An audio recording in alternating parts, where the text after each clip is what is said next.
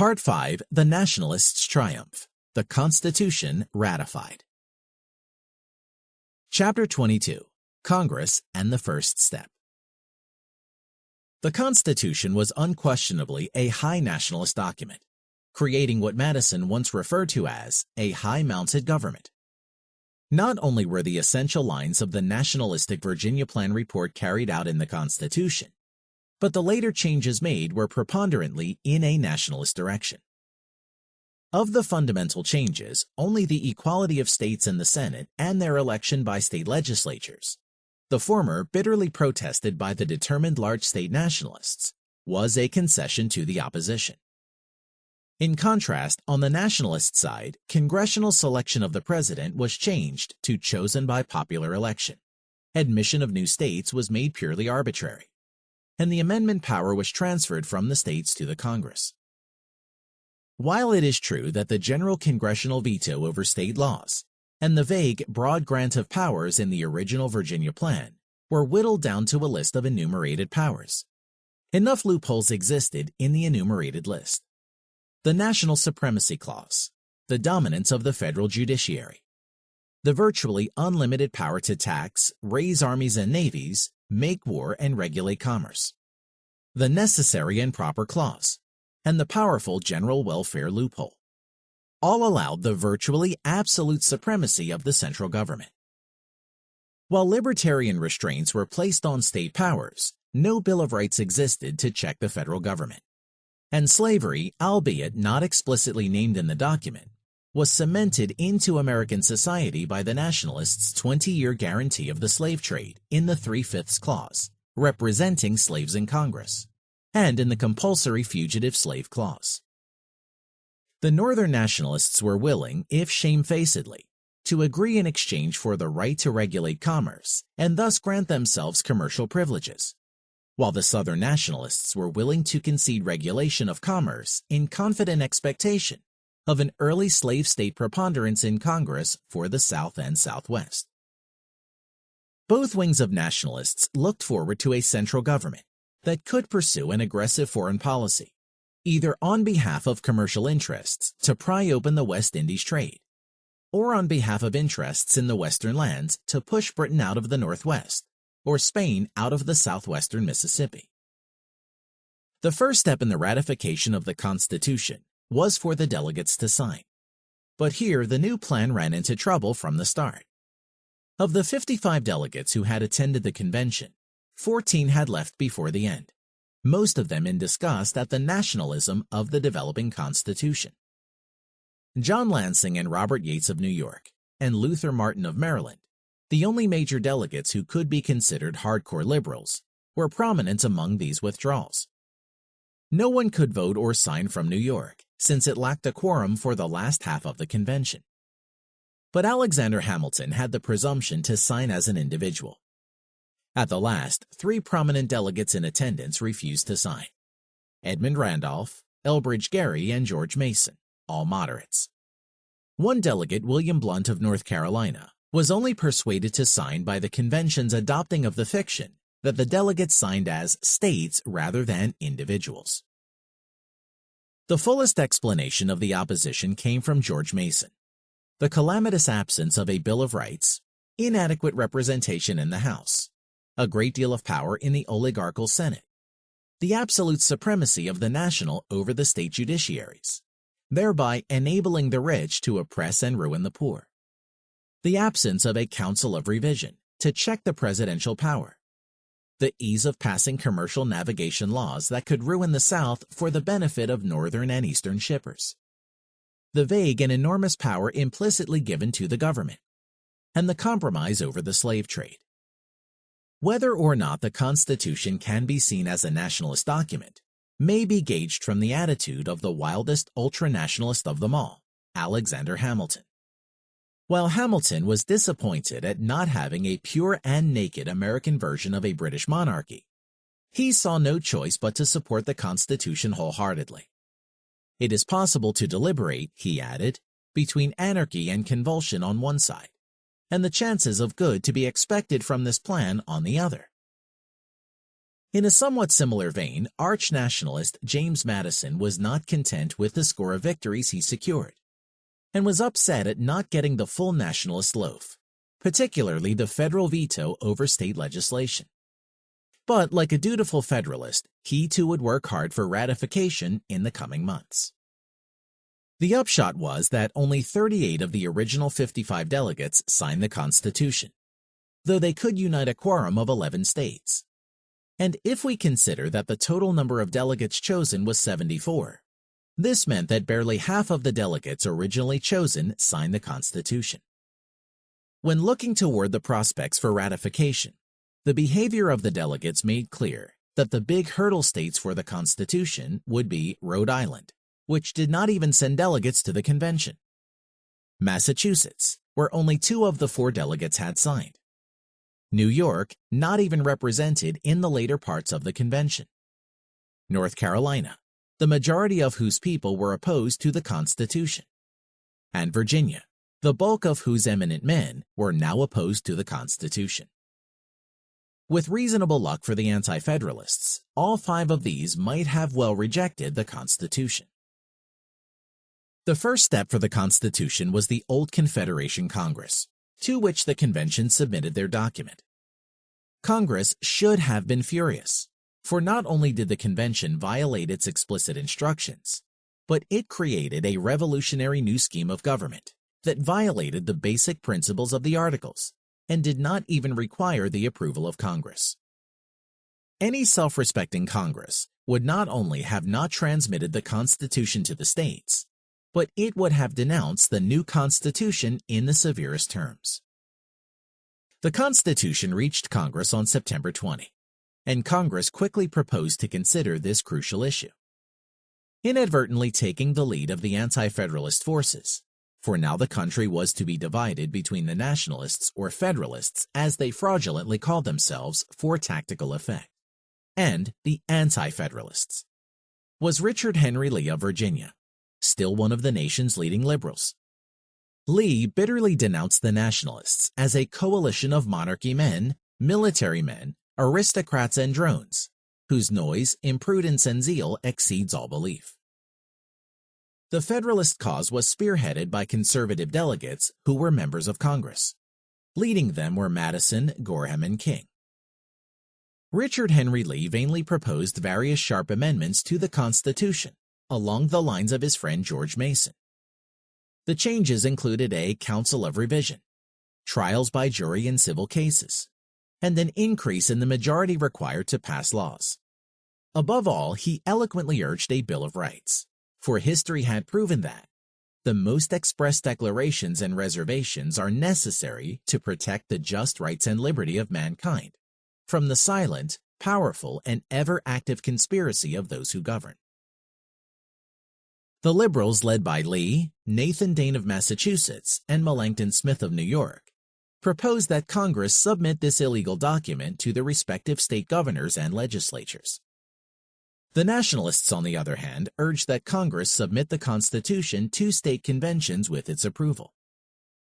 In order to achieve unanimity in Congress, a compromise resolution was passed without dissent on September 28, swiftly transmitting the Constitution to state legislatures and their conventions without approving or endorsing the plan, but mendaciously using the word unanimously to give the appearance of congressional approval of the document, when in reality it referred to just the transmission of the document.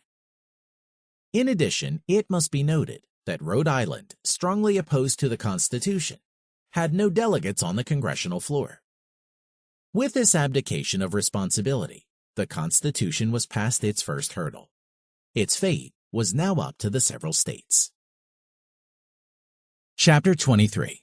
Federalist Control of the Mail and Newspapers. The Federalists shrewdly decided to strike hard and swift and drive the Constitution rapidly through the states. The Federalist leaders were a small and cohesive group concentrated in the cities of the eastern seaboard, knew each other, were often tied into the same merchant business interests, and had united with each other and hammered out their ideas over the months of the convention and the years before.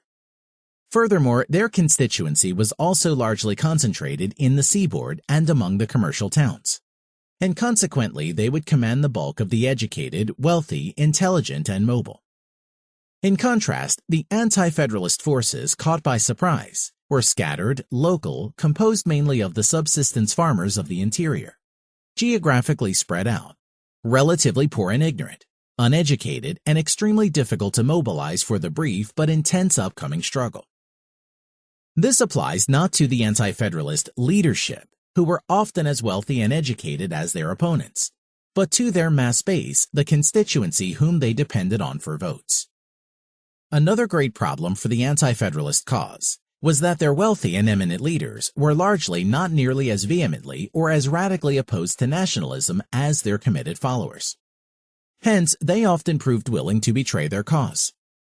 Furthermore, to mobilize the masses rapidly requires passionate radicalism, and the moderateness of their leadership and their willingness to accept a modified constitution greatly weaken their strength and the logical force their opposition arguments could have.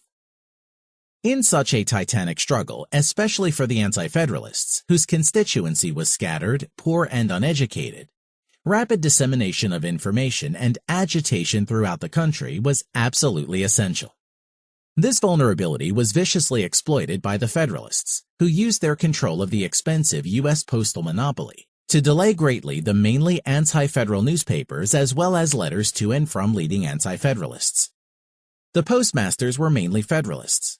Postmaster General Ebenezer Hazard was a Federalist, and the New York Postmaster Sebastian Baumann was a close friend of Hamilton.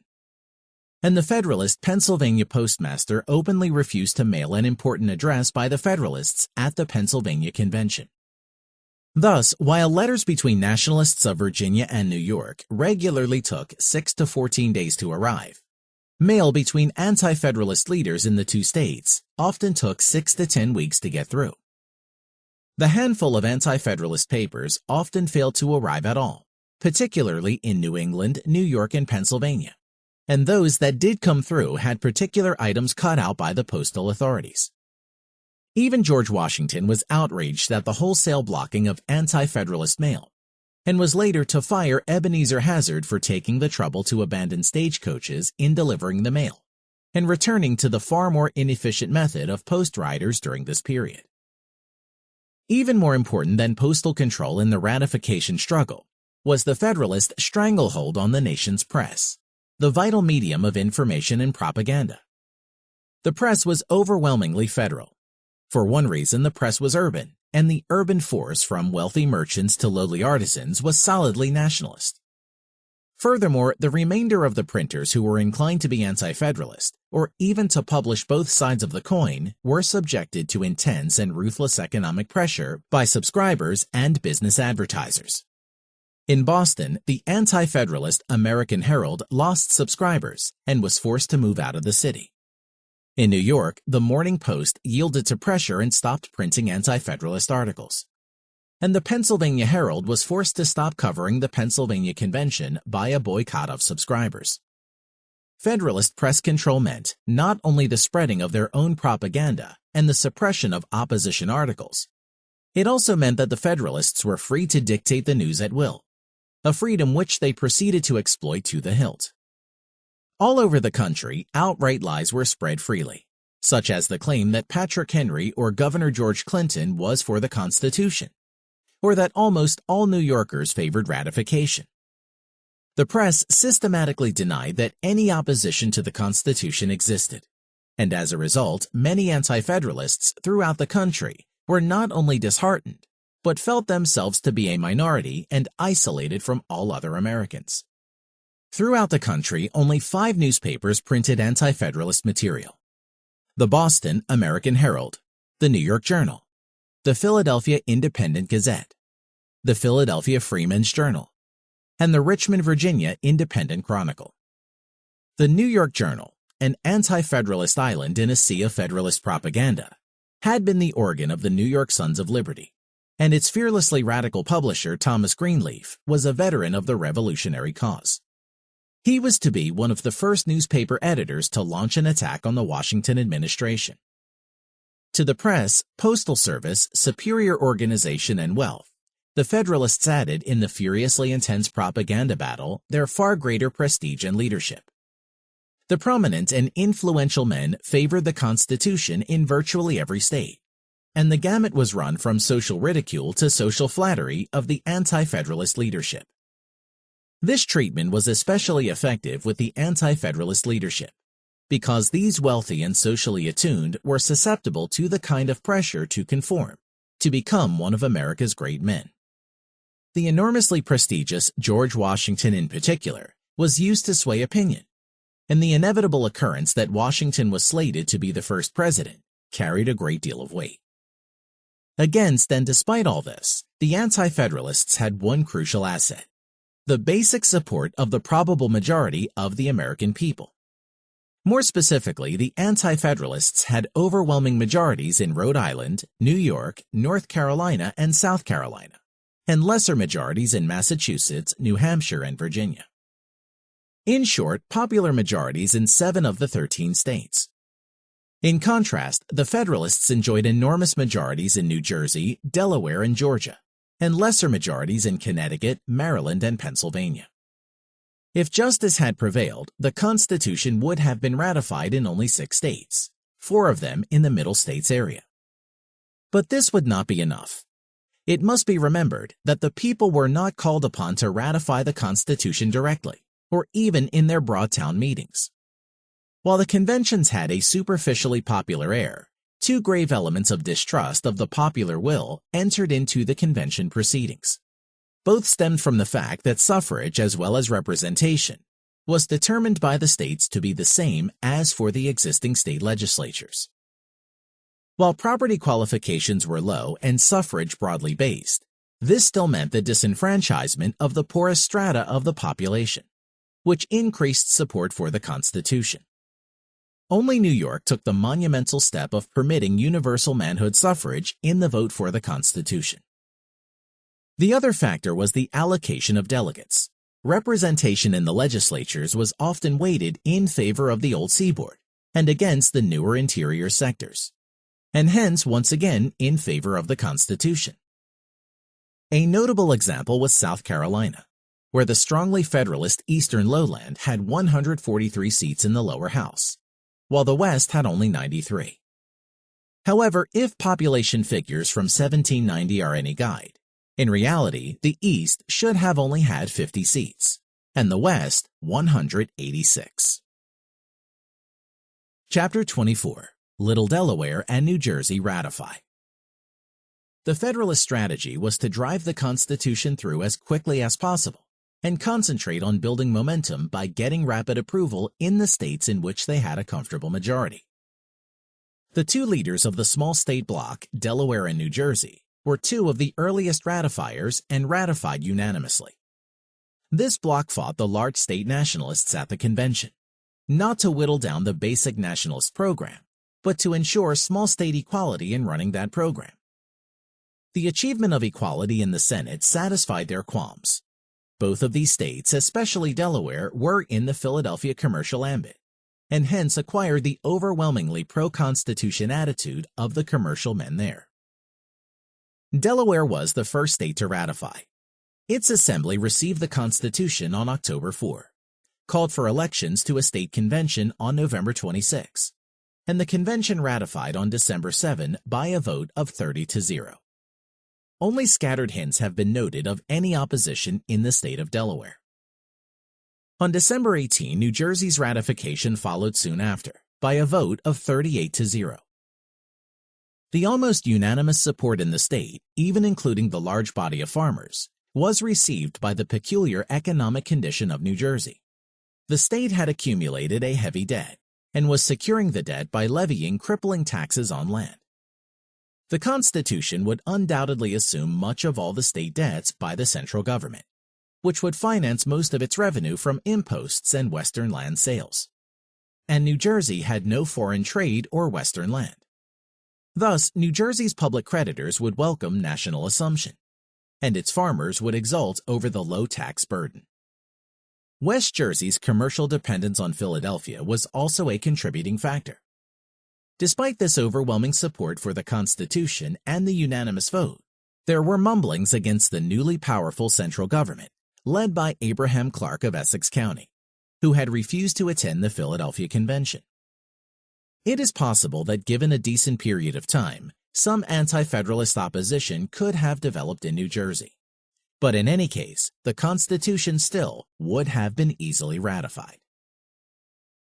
Chapter 25. The Battle for Pennsylvania. Delaware and New Jersey were absurdly easy, but the same would not be true of the premier Delaware Valley state, Pennsylvania. Here, after all, the radical constitutionalists, particularly from the center and western rural interior of the state, promised to be a formidable foe.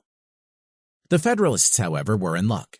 The conservative Republican Party of Pennsylvania was in the final upward phase of its in-and-out battle with the radicals. The conservatives had finally triumphed in the commercial and wealthy southeastern part of the state in the fall 1786 elections, and had succeeded in rechartering the Bank of North America. With a majority of 40 to 28 in the 1786-1787 Assembly, the conservatives acted with ruthless and indecent haste. The Assembly had decided to organize on September 29, but then the conservative George Clymer proposed on September 28 that a ratifying convention be called on the same day that Congress decided to transmit the Constitution, and hence obviously before the Assembly could have received it. Furthermore, the elections for the convention were called for the absurdly early date of November 2, weeks even before the non-controversial elections in Delaware. The convention was to open on November 21. Here was clearly an illegal call for a convention, a call made before the Constitution was even received. The radicals fought valiantly to refer the matter to the forthcoming Assembly and attack the hasty and virtually illegal move. But they lost by a vote of 43 to 19. Finally, the desperate radicals walked out of the House, as this blocked the quorum needed to set the date and conditions for the convention elections. At this point, a monstrous act occurred that added force to the common Federalist tactic of fraud in the ratification contest. A Federalist Philadelphia mob, for all urban centers were heavily Federalist, seized two of the radical defectors, James McCalmont of Cumberland and Jacob Miley of Dauphin, from the mountainous interior, and dragged them into the Assembly to make a compulsory quorum. The convention election was called, and the radical minority published an address that formed the basis for the Pennsylvania anti-Federalist position in the battle that followed, and they flooded the press with the address before the public assemblies. The leading anti-Federalist articles in the press were notably written by Samuel Bryan as Sentinel and John Nicholson, Comptroller General of the state. On the other side, the Federalists used their dominance of the press to the full, and their authoritative essays were written by two young Philadelphians, the lexicographer, teacher, and editor Noah Webster, and the opportunist Tench Coxe, soon to be the powerful author of Alexander Hamilton's Financial Plans. Federalist control of the newspapers throughout the state, in fact, was such that only the Eastern readers were informed of the anti-Federalist writings, and the Easterners were almost all Federalists anyway. In Philadelphia, the overwhelmingly more numerous Federalist army was led by the eminent James Wilson and Dr. Benjamin Rush.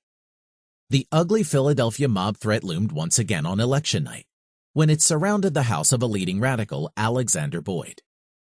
7 noted constitutionalists lived in this house. The mob surrounded the house, pelted it with stones, and threatened to hang them. The high-minded conservatives did nothing to prevent the incident or to apprehend the offenders, nor did Philadelphia newspapers mention the incident. The old Constitutionalist Party split under the strain of the battle, as the moderates in the party broke away to support the Constitution.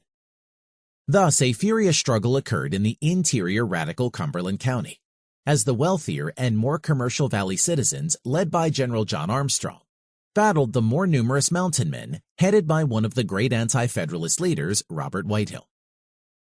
The Federalists themselves worried, and estimated the odds in Pennsylvania as almost even. And indeed, the October Assembly elections gave the Republicans a majority of only 3 over the Radicals, 34 to 31. Yet by the convention elections in early November, the Federalists proceeded to crush the opposition by electing a majority of 46 to 23, the same vote by which the convention eventually ratified the Constitution.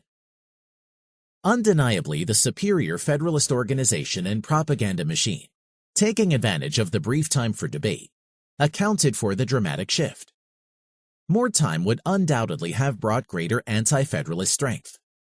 Thus, in the state elections of the following fall, Anti-Federalists swept Northumberland County in the north, and Huntington, Washington, and Franklin counties in the west, which sent a 2-to-1 majority of Federalist delegates to the convention. If the latter vote had had time to be reflected in the voting, there would have been a significant change in the composition at the convention, making the ratifying margin a much lower 40-29, or perhaps even a bit lower. The Federalist forces at the convention enjoyed virtual unanimity in the southeastern counties, which were composed of urban Philadelphia and the surrounding areas of commercial farmers sending their produce to the city. The urban wing of the Radicals, which had in any case lost Philadelphia and surrounding counties in the fall elections of 1786, broke away to support the Constitution. Only a handful of radical leaders of Philadelphia, such as George and Samuel Bryan, Benjamin Workman, a teacher at the University of Pennsylvania, and the scientist David Rittenhouse, dared to oppose the Constitution. The Philadelphia artisans, as in the other large cities of America, yearned for a strong national government that would grant them tariff privileges against British competition, while the commercial farmers wanted an aggressive national foreign policy and other national measures that would encourage exports. So overwhelmingly was the Federalist margin in the city of Philadelphia that the Federalist candidates for the convention all received almost 1,200 votes, while the radical candidates who were only moderately opposed to the Constitution averaged less than 150 votes. And this occurred despite the fact that the revered Benjamin Franklin, who helped frame the Constitution, was deliberately put at the head of the radical ticket. Overall, of the total number of delegates from the southeast counties, 31 were Federalists, and only one was Anti-Federalist, the eminent radical John Whitehill. All of the Anti-Federalist delegates came from the back counties of the state, the so-called West. But here the vote, as we have seen above, was by no means unanimous.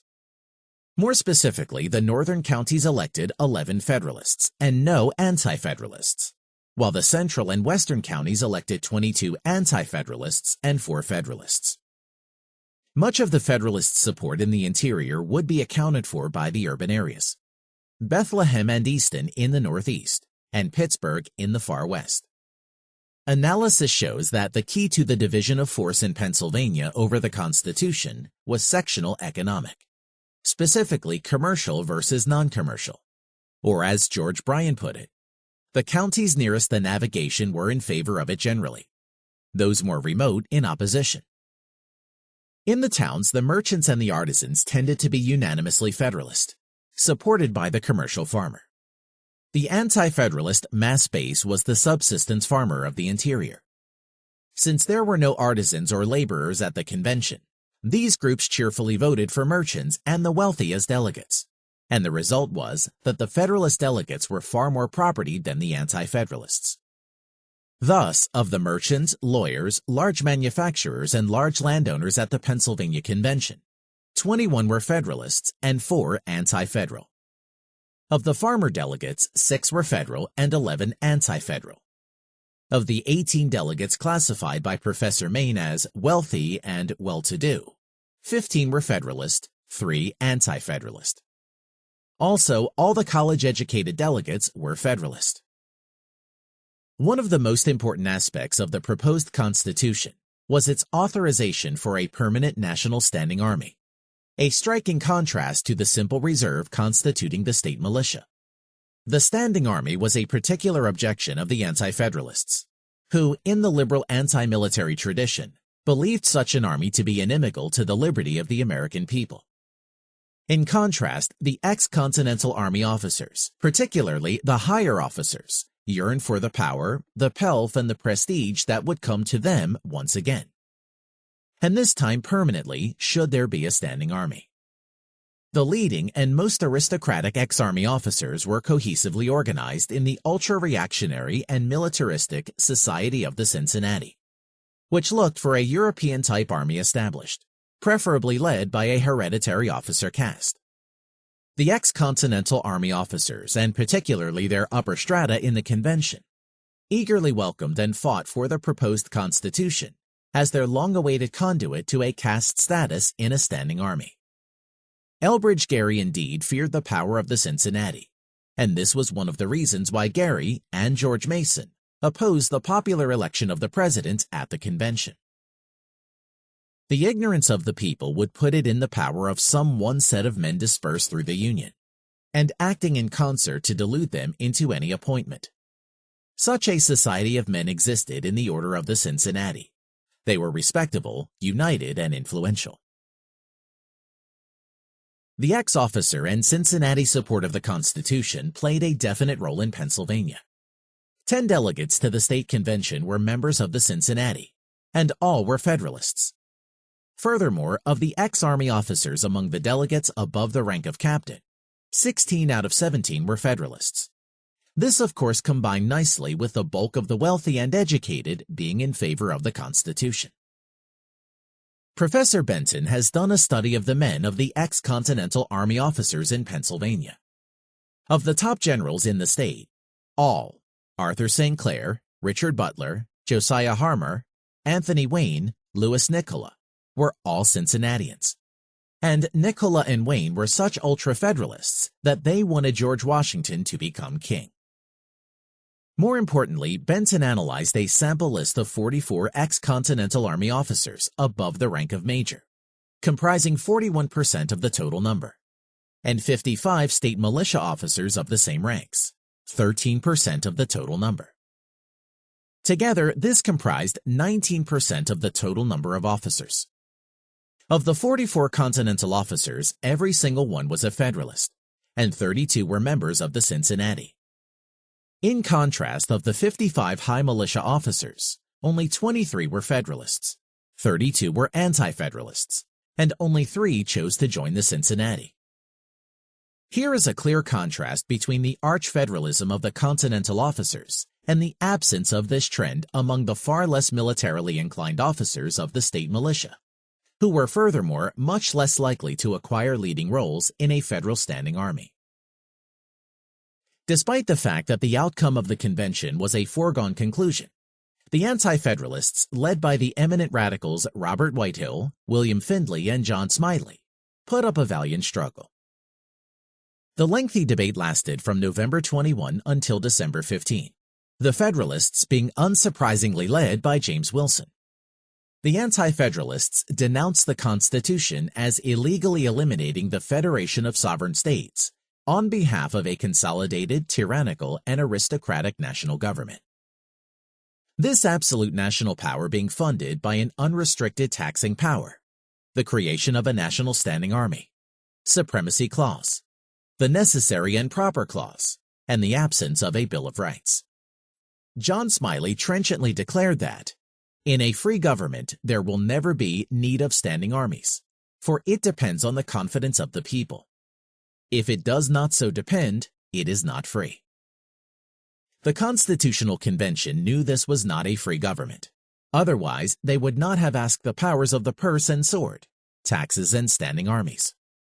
Smiley and Robert Whitehill effectively rebutted Wilson's paradoxical sophistry that a Bill of Rights was unnecessary because the people retain all their liberties anyway, and dangerous because the very delineation of rights might restrict these and other unaccounted-for rights. Said Smiley, "So loosely, so inaccurately are the powers which are enumerated in this Constitution defined, that it will be impossible to ascertain the limits of authority and to declare when government has degenerated into oppression. In that event, the contest will arise between the people and the rulers. You have exceeded the powers of your office. You have oppressed us," will be the language of the suffering citizen. The answer of the government will be short. We have not exceeded our power. You have no test by which you can prove it. It will be impracticable to stop the progress of tyranny. At present, there is no security even for the rights of conscience. Every principle of a Bill of Rights, every stipulation for the most sacred and invaluable privileges of man, are left at the mercy of government. Robert Whitehill added, I will agree that a Bill of Rights may be a dangerous instrument, but it is to the view and projects of the aspiring ruler, and not the liberties of the citizen. Whitehill also eloquently summed up the liberal views of the Anti-Federalists on the menacing nature of political power. Sir, we know that it is the nature of power to seek its own augmentation, and thus the loss of liberty is the necessary consequence of a loose or extravagant delegation of authority. National freedom has been and will be the sacrifice of ambition and power, and it is our duty to employ the present opportunity in stipulating such restrictions as are best calculated to protect us from oppression and slavery. Of the Federalists, only the enthusiastic Benjamin Rush was indecent enough to let slip the admission that the Constitution was a national government that ultimately eliminated the states. The other Federalists knew that it was not polite to admit in public, and their public position was to subtly deny that a national government was intended or implied in the Constitution. Wilson, however, was franker than the Federalist leaders in the other states, and while not going so far as to proclaim national government and suppression of the states, hailed the Constitution as eliminating the sovereignty of the states. Wilson then demagogically masked his cause in the mantle of the people. Only the people were sovereign, he opined, and this was established in the Constitution. Where this led was clearly in the direction of plebiscitary tyranny. As Wilson declared, the supreme power must be vested somewhere, but where so naturally as in the supreme head, chosen by the free suffrages of the people, mediately or immediately. In short, the people became mystically transmitted into the president. William Findlay astutely replied that Wilson's argument, setting up the people against the states, was a straw man. Of course, sovereignty of the states ultimately depended upon the people of the various states. And Smiley quoted from the Pennsylvania Constitution that all power is originally inherent in and consequently derived from the people. At the end of the debate, the Anti-Federalists tried at the very least to impose a list of 15 amendments, basically a Bill of Rights, as a price of ratifying the Constitution, and to induce the convention to adjourn to give the public time to study the Constitution and the proposed amendments. This was the first suggestion of Anti-Federalists of insisting upon amendments to check the central government if the Constitution could not be defeated at the convention. The Federalists, however, had no time for this. They brushed the proposal aside and ratified the Constitution on December 12 by 46-23. The Federalists, with their characteristic hostility to keeping the public accurately informed, moved from the start to keep the record of the convention debates from the public. Alexander J. Dallas, editor of the Pennsylvania Herald, was prevented by Federalist pressure from printing the complete records in the paper. Full records were also kept by one Thomas Lloyd, an ardent Federalist. Lloyd was purportedly bribed by Federalist delegates at the convention to scuttle his original plan to publish the complete debates, and was instructed to publish only the edifying speeches of the two Federalist leaders, James Wilson and Thomas McKean. The dauntless radicals refused to give up the fight, and the anti-federal delegates prepared a lengthy address of the minority to explain their position in Pennsylvania and other states. The Federalists' postal authorities did their best to ban the address from the mail. The address repeated and elaborated the charge that the Constitution established a consolidated national government of absolute power. It particularly elaborated an incisive libertarian analysis of the dangers of national militarism. The absolute unqualified command that Congress have over the militia may be made instrumental to the destruction of all liberty, both public and private, whether of a personal, civil, or religious nature. First, the personal liberty of every man, probably from 16 to 60 years of age, may be destroyed by the power Congress have in organizing and governing of the militia. As militia, they may be subjected to fines to any amount, levied in a military manner.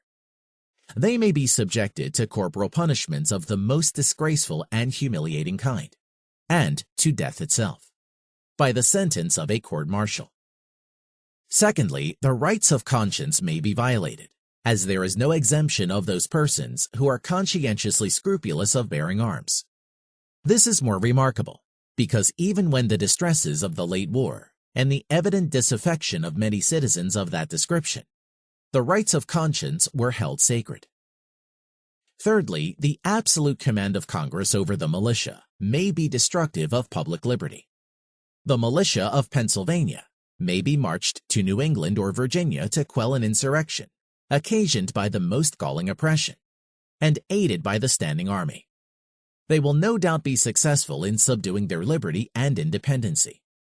Thus may the militia be made the instruments of crushing the last efforts of expiring liberty, of riveting the chains of despotism on their fellow citizens, and on one another.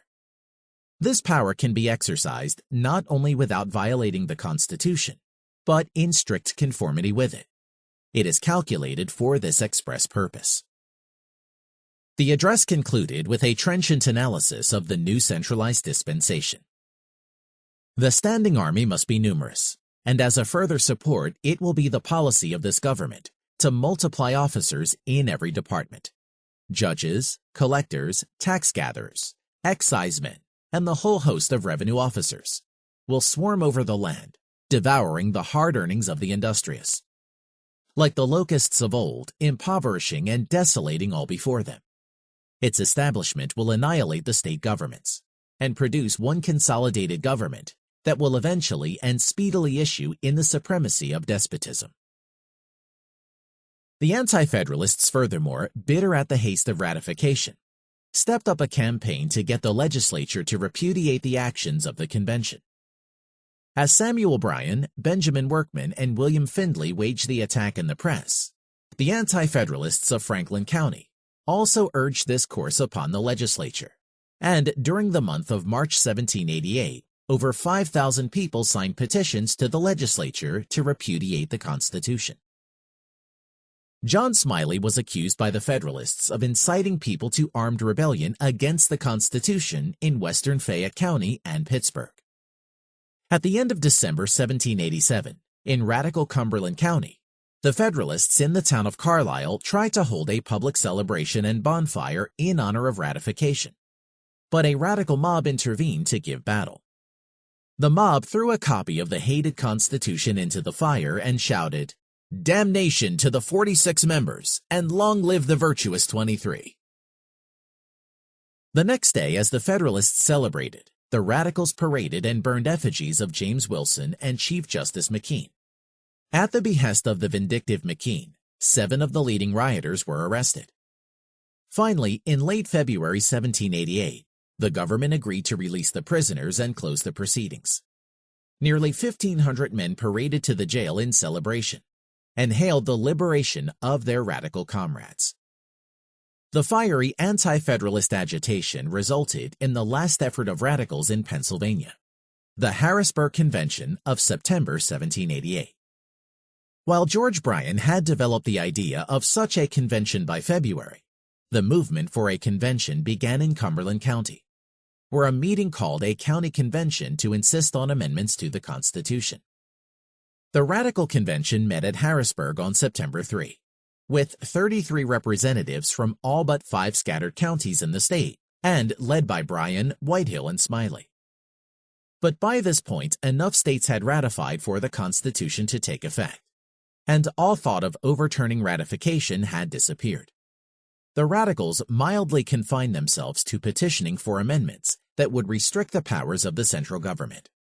In doing so, they overrode a young farmer of Fayette County, a brilliant associate of Smiley, Albert Gallatin, future Secretary of the Treasury under President Thomas Jefferson, who urged Pennsylvania to push for amendments at a second constitutional convention. It was young Gallatin's first appearance in the political scene. The Radicals, however, failed even to induce the Pennsylvania legislature to seriously propose amendments to the Constitution. Chapter 26. Georgia and Connecticut follow. Pennsylvania had been difficult, but the next state to ratify was as simple as Delaware and New Jersey. Sentiment for the Constitution in Georgia did not quite approach unanimity as in the former states, but it was nonetheless overwhelming. That the plantation landlords enthusiastically welcomed the Constitution was not surprising, since conditions resembled neighboring South Carolina.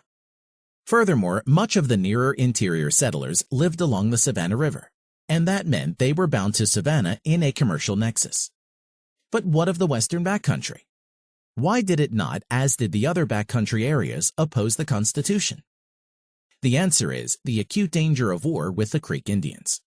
The Creeks, led by the brilliant young Alexander McGillivray, pursued a strategy of defending their hunting grounds from continual settler encroachments and constantly harassed and drove off settlers invading Creek territory. For their part, the Georgians of the backcountry pursued a course that was typical of American frontiersmen. After first taking upon themselves to invade and settle Indian lands, and there finding that they could not cope with meeting the responsibility for their own actions, the settlers yelled for state, or in the case of scarcely settled Georgia, national aid. Let other people, the taxpayers of other regions or even other states, be forced to come to their rescue. Hence, while Thomas Gibbons led a substantial minority of Anti-Federalists in Savannah, and there were isolated rumblings of discontent after the Georgia Convention, that convention, meeting on December 25, ratified the Constitution unanimously on January 2 by a vote of 26-0. Ratifying soon after was Connecticut, the first of the New England states. Again, the Federalists in control of the state acted very quickly and held elections in November for the state convention. Again, the Federalists had complete control of the press and consequently propagandized them. At first, the Federalists had been worried, but the direct and immediate impact of Shays' Rebellion, which spilled over into northern Connecticut, turned the great majority of the state into the Federalist camp. In addition to the press, all the prominent people in Connecticut, as usual, were concentrated in the commercial centers and thus strongly favored the Constitution. The commercial areas included the coastal towns, Fairfield County in the southwest, and the Connecticut and other river valleys. The propaganda for the Constitution was led by Roger Sherman and Oliver Ellsworth. Religion generally played no prominent part in the ratification struggle, but an outstanding exception was the vote of the Congregational clergy in Connecticut. In a state where the congregated clergy retained much of its old-time power and influence, the Connecticut clergy pushed strongly for ratification. This combination was simply too much, and anti-federalism was largely confined to the rural northern interior of the state. Captain Hugh Ledley of Hartford, an ardent anti-federalist and former son of liberty for eastern Connecticut, lamented the Federalist control and their high-handed domination of the convention. Moreover, a scattered movement of the largely unknown, uneducated, and poor, such as the Anti-Federalists, is peculiarly dependent on the direction and drive of its leaders, precisely because articulate leadership of such movements is so rare. And in Connecticut there was foreshadowed the method by which the Federalists would finally be able to win: betrayal by the anti-federal leadership. Such betrayal was particularly responsible in thwarting the popular will, which had expressed itself directly on the single issue of ratification by electing delegates to the state conventions. And yet, after being elected specifically on an anti-federal delegation, Joseph Hopkins of Waterbury and William Williams of Lebanon, leaders of the anti-federalist cause during the convention debates, turned renegade and voted for the Constitution. In the case of Connecticut, the Constitution probably would have been ratified even without the betrayal, but the margin would have been narrower than the final vote by the convention, 128-40, that met at Hartford and ratified on January 9. The convention's delegates were elected in a broad popular ballot by the separate towns. While many of the northern towns that had been arch-nationalist voted for the Constitution, the anti-federals also came largely from that area. As in Pennsylvania, a detailed analysis of the convention delegates shows that the wealthy and influential were overwhelmingly Federalist, while the farmers were more evenly divided. Of the merchants, lawyers, and large landowners at the convention, 56 were Federalist and 5 anti-Federalist. Of the farmers, 11 were Federalist and 8 anti-federal. In terms of the well-educated, 22 out of 23 delegates were Federalists. Virtually all the state dignitaries, judges, congressmen, state senators, and high army officers were Federalist. 5 states had now ratified the Constitution, With the exception of Pennsylvania, all of these were small states, and they comprised 5 of the 6 states where Federalists enjoyed a popular majority. The other was Maryland. The situation now facing the Federalists was enormously more difficult. If justice had prevailed, only Maryland of the remaining states would have ratified, and the Constitution would have been totally destroyed. Chapter 27. The Setback in New Hampshire. The federal cause received its first setback in the little state of New Hampshire. General John Sullivan, the president of New Hampshire and an active Federalist, called a special session of the legislature for December to arrange an early convention. A quorum failed to appear, but the legislature continued illegally in session anyway. After an attempt by the Federalists to weight the apportionment in the convention in favor of the Federalist towns around Portsmouth was rejected by the legislature, the Federalists used another device to obtain a quorum for the state convention. To make it inexpensive for the towns to send delegates, the legislature decided to hold the convention at the state capital of Exeter in mid-February, just after adjournment of the legislature session, thus allowing the legislators to readily be selected as delegates. Since the legislature that called the convention lacked a legal quorum, the conventions of 1788 were illegal as well, and thus New Hampshire has never legally entered the Union. The calling of the convention for mid-February 1788 allowed some time for thought, and although the Federalists exerted their usual dominance of the press, they were shocked to find an overwhelming majority of the convention opposed to the Constitution. Indeed, out of 107 delegates, only 30 supported the Constitution. The federal strongholds were the commercial areas of the states, particularly the large towns of the southeast around Portsmouth and Devon, and also the towns on the Connecticut River in the west. At the February convention, the remainder of the towns in the interior and the north were almost totally opposed to ratification. The Anti-Federalists were ably led by Joshua Atherton, an eminent lawyer from the interior town of Amherst, and one of the few Anti-Federalist leaders in the U.S. who centered his attack on the Constitution for its sanctioning of the evil of slavery. Although out-argued, the Federalists now began to use their plentiful stock of leading politicos in the state. In particular, Samuel Livermore, Chief Justice of the New Hampshire Supreme Court, represented the Compton area in the north, and exercised an enormous influence in his area. Livermore persuaded a block of northern delegates to betray their instructions to vote against the Constitution. But since they could not vote for the Constitution against their express instructions, they arranged with the Federalists to adjourn the convention to June 18, in order to give the powerful Federalist machine enough time to change delegates' minds. The adjournment squeaked through by 56 to 51. A shift of only 3 would have defeated adjournment, and the convention would then have undoubtedly gone on to repudiate the Constitution. Still, the New Hampshire failure to ratify was a severe setback to Federalist leaders and to Federalist ammunition throughout the country. Federalist New York City was shocked, and Nicholas Gilman wrote that, "Much is to be apprehended from this unfortunate check to the tide of our political prosperity. This unfortunate affair will at least give a temporary spring to the opposition, and I fear its effect in other states." George Washington was afraid that the mystical popularity of the Constitution was damaged since the Constitution was not as popular as they had been taught to believe. Massachusetts loomed very large as the crucial state. A Massachusetts ratification would not only give a great victory, but it would also be a turning point in the drive for the Constitution. Defeat in Massachusetts, the next battleground, would of course crush the Constitution then and there. Chapter 28. The Battle for Massachusetts. As the epical struggle for Massachusetts began, it was clear that the majority of the people of the state opposed the Constitution. Furthermore, in contrast to Pennsylvania, where the Federalists had the important advantage of recently acquired control of the state government, the story in Massachusetts was almost the reverse. For in 1787, in reaction to the harsh measures taken to suppress Shays' Rebellion, the people had swept the ultra-conservative Governor James Baldwin out of office and re-elected the highly popular John Hancock. Hancock, a dedicated opportunist who might be described as slightly left of center, certainly gave no comfort to the Federalist cause.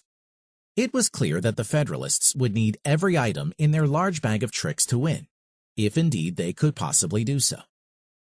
The Federalist forces were concentrated in the commercial eastern seaboard cities and towns, and the surrounding areas of commercial farms and fishermen serving them. The seaboard merchants and shippers were desperately anxious for a strong national government, and the all-seaboard delegates had been some of the leading nationalist forces at the Constitutional Convention. It was the Massachusetts merchants and shippers who were most anxious to grab the export trade from their more efficient British competitors by means of national navigation acts, and who were particularly anxious to force open the West Indies trade and the northern fisheries by aggressive pressure upon Britain and the other European countries. The artisan masses of the urban towns were also allies of the Eastern merchants, as they yearned for protection from British imports, as well as the commercial river towns along the Connecticut River in the west. The Federalists were led by Caleb Strong of Northampton in the Connecticut Valley, and Theodore Sedgwick of Stockbridge. In contrast, the remainder of the interior of Massachusetts strongly opposed the Constitution. Similarly, in Maine, the maritime towns along the northeast seacoast tended to support the Constitution, while the interior areas tended to be opposed. In contrast to many of the other states, by no means were all of the eminent leaders of the state in the Federalist camp. Indeed, the struggle began with a formidable army of leaders, especially those inclined to liberalism on the Anti-Federalist side. As Governor Hancock remained silent, such eminent liberal leaders of the state joined heartily in the Anti-Federalist cause. Samuel Adams, James Warren, Nathan Dane, James Winthrop of the founding Massachusetts family, Benjamin Austin, and of course Elbridge Gerry. The Federalists tried desperately to push a convention through by December, and while the Senate approved, the House insisted that there be time for discussion, so the date was fixed for January 9. While more precious time was given to the Anti-Federalists, the Federalists, as usual, were predominantly in control of the press, especially in the early days, and very little of the anti-federal side could be published in the press before the convention elections in early December. Federalist control of the press was viciously abetted by the fanatically pro-Federalist printers of Boston, who agreed not to publish any articles or pamphlets on the Constitution without knowing the writer's name. The Federalist George Richards Minot observed in his journal that by this means the press was kept under the most shameful license. All freedom of writing was taken away, as ye mechanics had been worked up to such a degree of rage that it was unsafe to be known to oppose it, the Constitution, in Boston. But Elbridge Gerry's statement attacking the Constitution was published and had an electric effect in stimulating anti-Federalist sentiment. A particularly intense publication for the anti-federal cause was James Winthrop, an entrepreneur and former librarian at Harvard. Writing as Agrippa, Winthrop argued the liberal case against the Constitution as a cripple on the freedom of enterprise. He argued that Congress's unlimited power over trade, taxes, and commercial regulations would gravely injure the commerce and prosperity of Massachusetts. In the election struggle, the Federalists stooped readily to the depths of chicanery. An example was Berkshire County in the extreme western area of the state. In the town of Stockbridge, the Federalists published a report shortly before the election that John Bacon, a popular anti-Federalist leader of the town, had been converted to Federalism by Theodore Sedgwick. Bacon had no time to circulate his denial, and the Federalist candidate won. Illegal means were pursued by the Federalists throughout Berkshire County. In Great Barrington, former Judge William Whitney, a Shayside leader, stumped against the Constitution and was elected despite election fraud. But the town refused to allow the election and pushed through a pro-Constitution delegate. And in Sheffield, the town officials pushed through John Ashley, a supporter of the Constitution, by pure fraud over the Shayside anti-Federalist candidate. Overall, the Federalist George Richards Minot privately admitted that the Federalists were obliged to pack a convention whose sense would be different from that of the people, and systematically used bad measures in a good cause. Despite the massive Federalist fraud and trickery, when the convention opened, the delegates opposed the Constitution by a clear majority. Estimates of the size of the Anti-Federalist majority out of the 360 delegates range from 20 to 40, or around 10%. And this is true despite the fact that over 50 towns did not bother to send delegates, and the bulk of them were interior towns that probably would have been anti-Federalist. The delegates were generally not formally instructed by the towns that elected them, but the position of the candidates at the convention was well known, and they were elected on that basis. The Anti-Federalists, however, suffered in the convention from a crisis of leadership for their eminent, able, and influential leaders. The Garys, the Danes, the Winthrops et al. Came from the eastern seaboard towns. And being in a small minority in that region, they could not possibly get elected to the convention.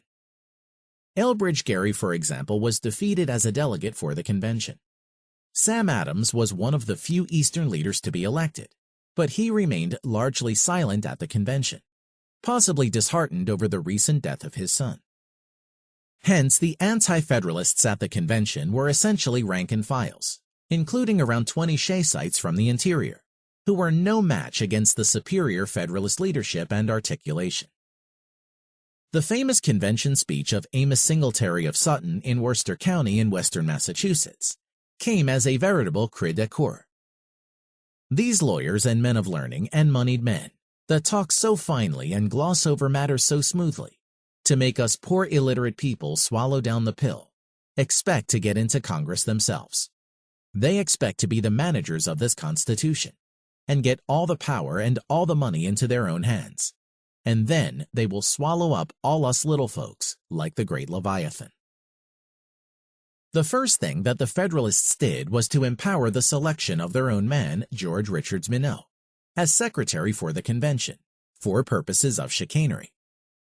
As a result, Federalist speeches were recorded and published for mass consumption, while Anti-Federalist speeches somehow went unnoticed.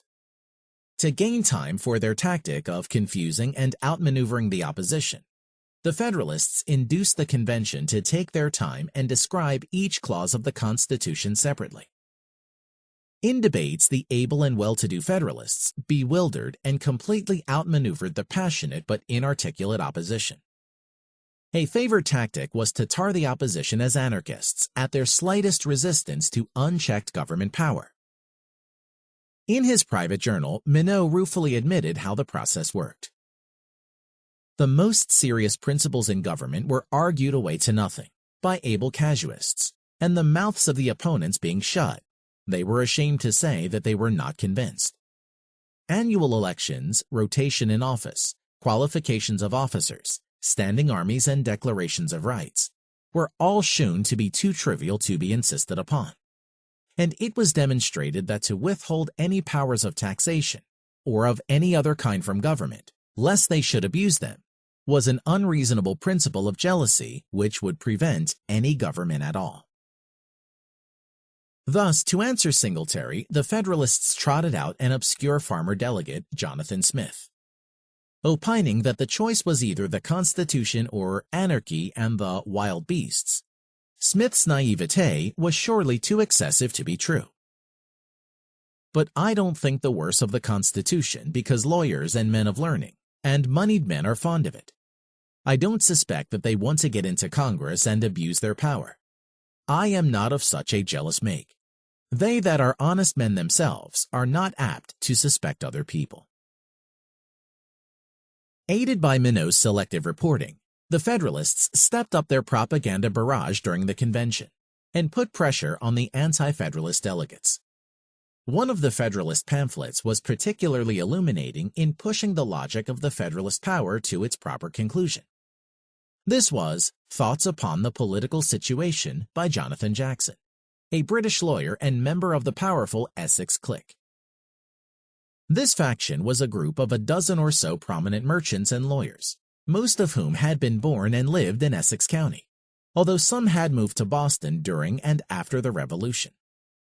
This faction constituted the extreme right wing of the Federalist ranks in Massachusetts. Jackson supported the Constitution, but he attacked it for not going far enough in restrictions upon the people and towards a union of the whole. To Jackson, the federal House should have been much smaller and elected by a series of intermediate electoral colleges, and the Senate should also be chosen by electoral colleges. This would make the elected officials as remote as possible from the people and popular choice. And to enhance this effect, the president should have sole and unimpeded power of appointment and should be appointed for a life term. Expounding the social philosophy of the Essex clique as the groundwork for his proposals, Jonathan Jackson asserted that society was one large family, a perfect whole, in which the general harmony may be preserved, each one learning his proper place and keeping to it. Of course, the proper place in the seats of power belonged to the aristocratic elite. As Professor Fisher shows, without possessing any extended notion of egalitarianism, the Essex gentlemen were collectivists. They spoke in mystical terms of the general will, not the will of the majority, but the interests of the whole. Needless to say, the interpreters of the general will, the social family, and the interest of the whole were to be the ruling elite. Professor Fisher continues, the Essex men had no fear of an enlarged economic role for government, as long as it was administered by the natural leaders of society. They favored bounties, tariffs, rebates, drawbacks, licenses, subsidies, and also prohibitions, inspection, and all manner of restrictions.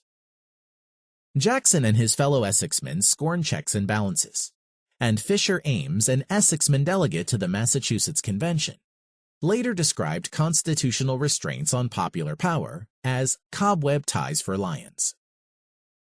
Jackson saw that the fundamental problem of such absolute aristocratic rule was to instill and maintain the confidence of the ruled people in their rulers. The way to do it was through mass education in the public school system. As one Essexman put it, the people must be taught to confide in and reverence their rulers. This is best done in the schools, as Jackson explained. It is necessary to pay great attention to the education of the youth, teaching them their just rights. At the same time, they are taught proper subordination. But not only the schools, the military was also an important institution for inculcating the proper civic spirit, i.e., the willingness to obey authority. Jackson's pamphlet therefore advocated universal military training, explicitly as a way of indoctrinating in the masses that noble discipline of the mind, subordination. Mankind are abundantly happier, opined our philosopher, when obliged to conform strictly to rules. The right churches were also important in teaching how to respect the government. In the words of one Essexman, churches propagated the knowledge and practice of our moral duties, which comprehend all the social and civil obligations of man to man, and of the citizen to the state. Another vital method of education was the press. But alas, the press was not Federalist enough for Jackson and the Essexmen. For on the market, writers and pamphleteers are obliged to cater to the mass of customers. Only a formal and truly independent subscriber could do. And this, wrote Jackson, could only be accomplished by a state-owned newspaper established at the public expense. But the Federalists did not win their way in the convention solely by debates, either in the public print or in the convention itself. The key to their eventual victory was a wholesale shift of position by the top anti-federal leadership in and out of the convention. And the key to inducing their sudden conversions was influence. There was, for example, the case of Nathaniel Barrell, a wealthy citizen of the seaboard town of York in Maine, and one of the leaders of the anti-federalist cause in the convention. Barrell's wealthy father-in-law, an influential judge, put intense pressure upon him, and there are hints by the knowledgeable in the town of persuasion by letters and other matters. So Barrell came to his particular conversion.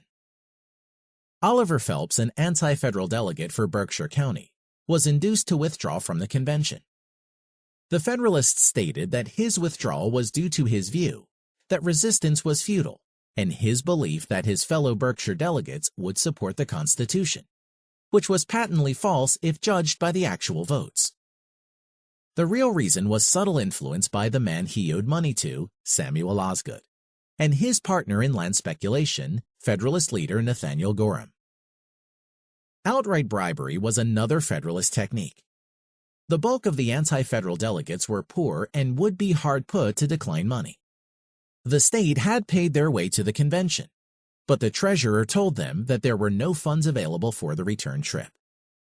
At this point, several Federalists graciously stepped in to help. Writes one, "We have circulated. If the Constitution is adopted, there will be no difficulty respecting the pay. If it is not, they must look to the treasurer for it." But the critically important conversions were two: Sam Adams and Governor Hancock. Adams, though instinctively liberal, had grown old, weary, and their usual concurrent conservative over the years.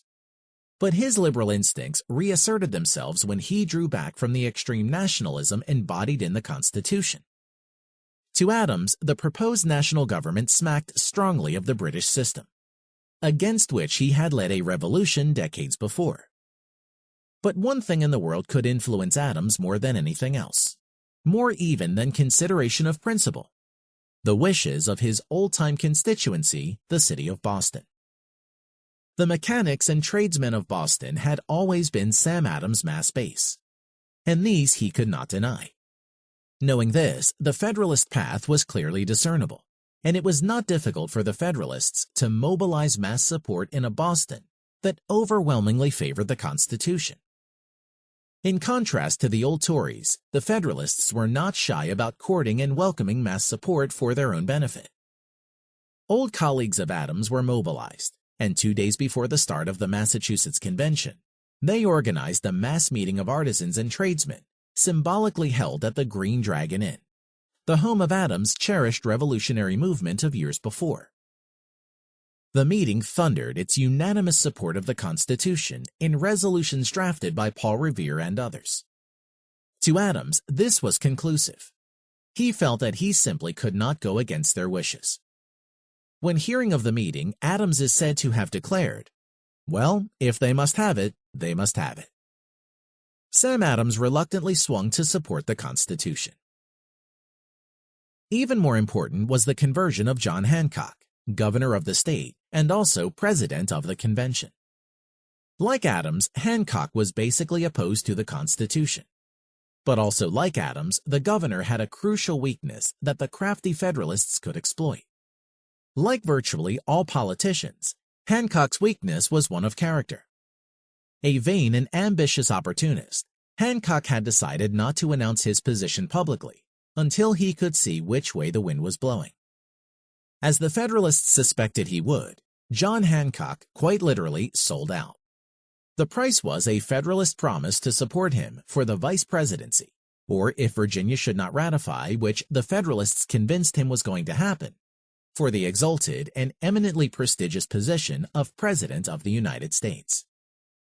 At the very least, the Federalists would support him for re-election as governor. John Hancock could not possibly resist such a temptation. Hancock's miraculous conversion quickly propelled the shift of about a score of delegates who had pledged themselves to oppose the Constitution. These turncoats were the wealthiest and most eminent anti-federalists at the convention, and the leaders of the opposition, most of them coming from the eastern part of the state near the coast. They included Sam Adams, John Winthrop, a wealthy merchant of Boston, Samuel Holton, a wealthy doctor from Danvers, Charles Jarvis, a Boston doctor, William Sims, a lawyer from Andover, the Reverend Charles Turner of Scituate, Nathaniel Barrell of York, John Sprague, an anti-Shayside lawyer from the Lancaster, and a shipowner of Harpswell, Captain Isaac Shaw. Bereft of the few available and wealthy leaders at the convention, the Anti-Federalists had suffered a blow from which they could not recover. And outside the convention, such eminent Eastern Anti-Federalist leaders as Nathan Dane, Silas Lee, and Samuel Osgood had shifted to favor the Constitution. Despite their success at subduing the opposition, the Federalists also realized that they would not be able to induce enough Anti-Federalists to betray their constituents without sugarcoating the pill. The coding consisted of restrictive amendments that the Massachusetts Convention would strongly recommend to the central government, but not insert before ratification. Thus, the route that the Pennsylvania Federalists in the driver's seat scornfully rejected, urging amendments along with ratification, was now seized upon by the astute Federalists as the way by which renegade Anti-Federalists could appease their conscience and constituency and approve the Constitution. Massachusetts set the pattern. From then on out, every ratifying state except Maryland, where there was firm majority support for the Constitution, took the same route. The amendments included jury trials in civil cases, prohibitions on congressional direct taxes, and erection of monopolies, and a clause reserving powers not delegated by the Constitution to the separate states. To include this clause in a Bill of Rights was surely the definite anti-federal answer to the James Wilson argument that a Bill of Rights would be taken to exclude popular liberties that had not been expressly enumerated. The Anti-Federalists placed a great deal of importance on this clause as making the national government one of enumerated powers, but failed to realize that the clause would be reduced to a tautology by shrewd politicians, lawyers, and judges, stretching the loopholes in the various enumerated clauses as far as they desired.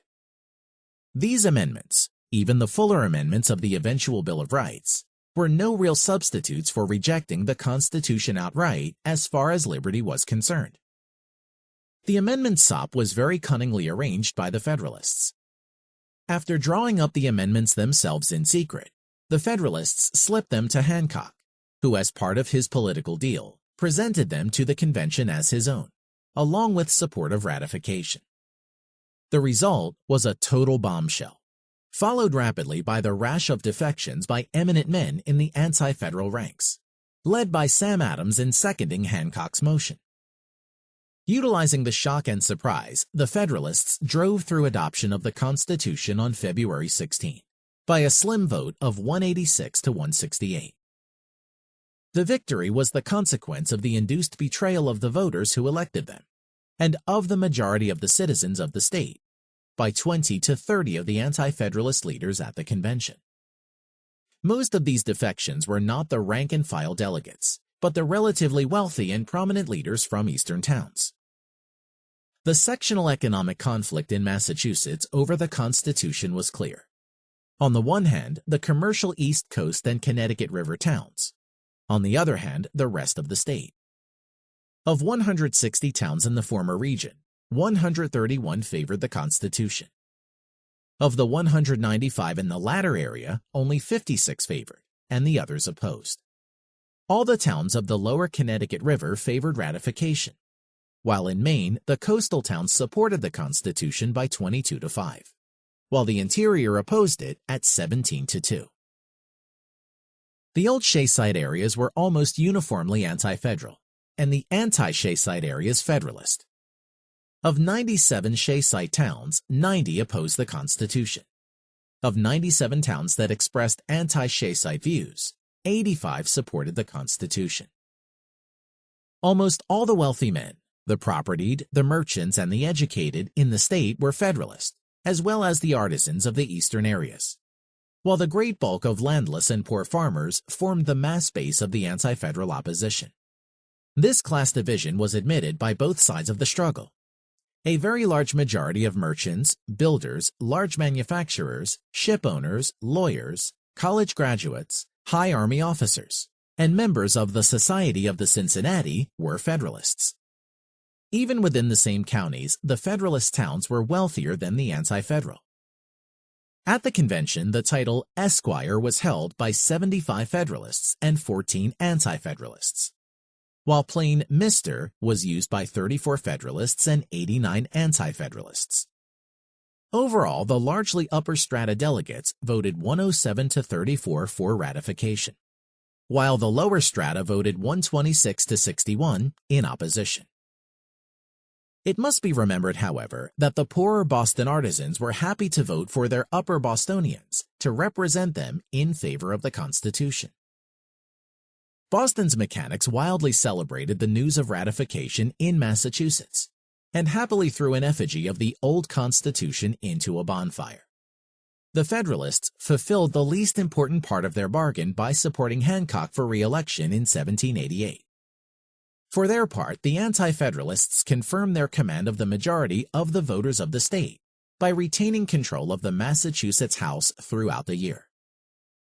Sam Adams, however, was crushed during 1788 in his attempt at political advancement while running for U.S. Congress for Suffolk County, against the brilliant young reactionary lawyer of the Essex clique, Fisher Ames. While Adams worried about a centralized despotism and called for libertarian amendments to the Constitution, Ames, on the other hand, denounced crippling amendments and derided Adams' cherished Spirit of 75 as old-fashioned and outdated. While Adams got few votes in Suffolk County, the Federalists performed the feat of carrying Boston heavily for Ames by using the old Adamesque techniques of mobilizing mechanics in conventions and town meetings, and handing out rum to the voters. While his old mechanic supporters were repudiating him for being basically against the Constitution, the Anti-Federalists understandably spurned him for betraying the cause. As a result, even Hancock was not able to drive through the selection of Adams as lieutenant governor in 1788. The Anti-Federalists voted for James Warren, and this split in the left permitted the Federalists to elect Benjamin Lincoln to the post. It was only in the following year that Hancock was able to squeeze Adams in as his lieutenant governor. The two aging veterans of the Revolution were now united again at the last, but this time it was too late. Massachusetts was indeed the turning point. 6 states had now ratified the Constitution, including Pennsylvania and Massachusetts, and Maryland would be an easy win. By mid-February 1788, the goal of formal adoption of the Constitution by 9 states was definitely in sight. Chapter 29. Rhode Island holds out. Almost on cue, now the Constitution received its first positive and emphatic setback. Predictably, it came from Rogues Island. Little Rhode Island had been the only state that had staunchly, though by a close margin, refused to send delegates to the Constitutional Convention. Now, in March 1788, the Rhode Island Assembly refused to call a state convention, and instead, by a heavy majority, it very democratically decided to turn this momentous decision over to the people in the various towns of the state. The Assembly thus overrode the absurd decision of the Federalist minority that the state was somehow duty-bound to hold a convention, even if the majority were opposed.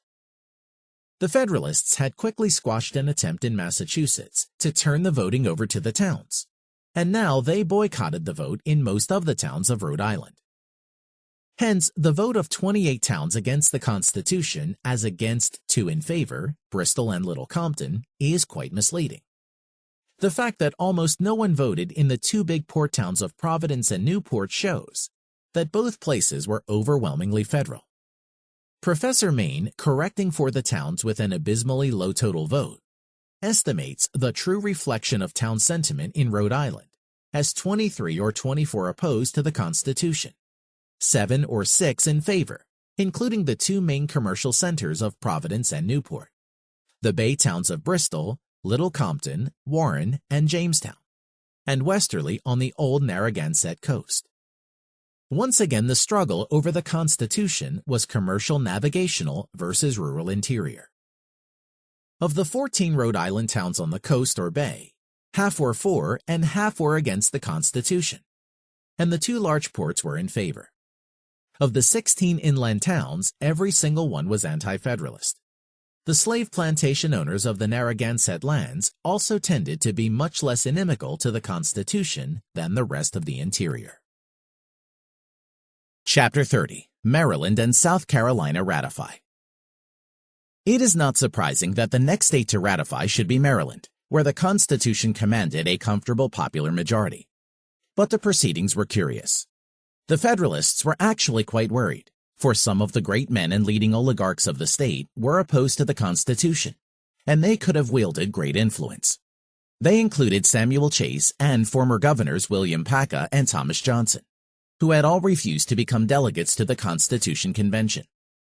The present governor William Smallwood, John Francis Mercer, and especially Attorney General Luther Martin, who had led the liberal bloc at the convention and bitterly attacked the Constitution afterward.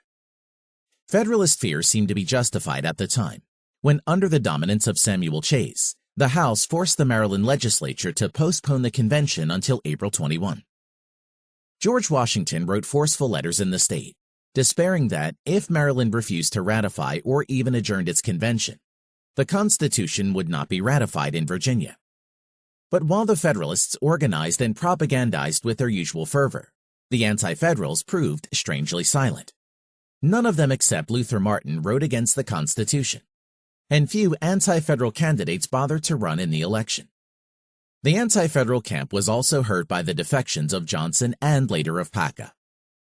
The people of Maryland were accustomed to following the lead of the local oligarchs, and hence great activity by the leaders on one side and apathy or defection on the other could only have one result.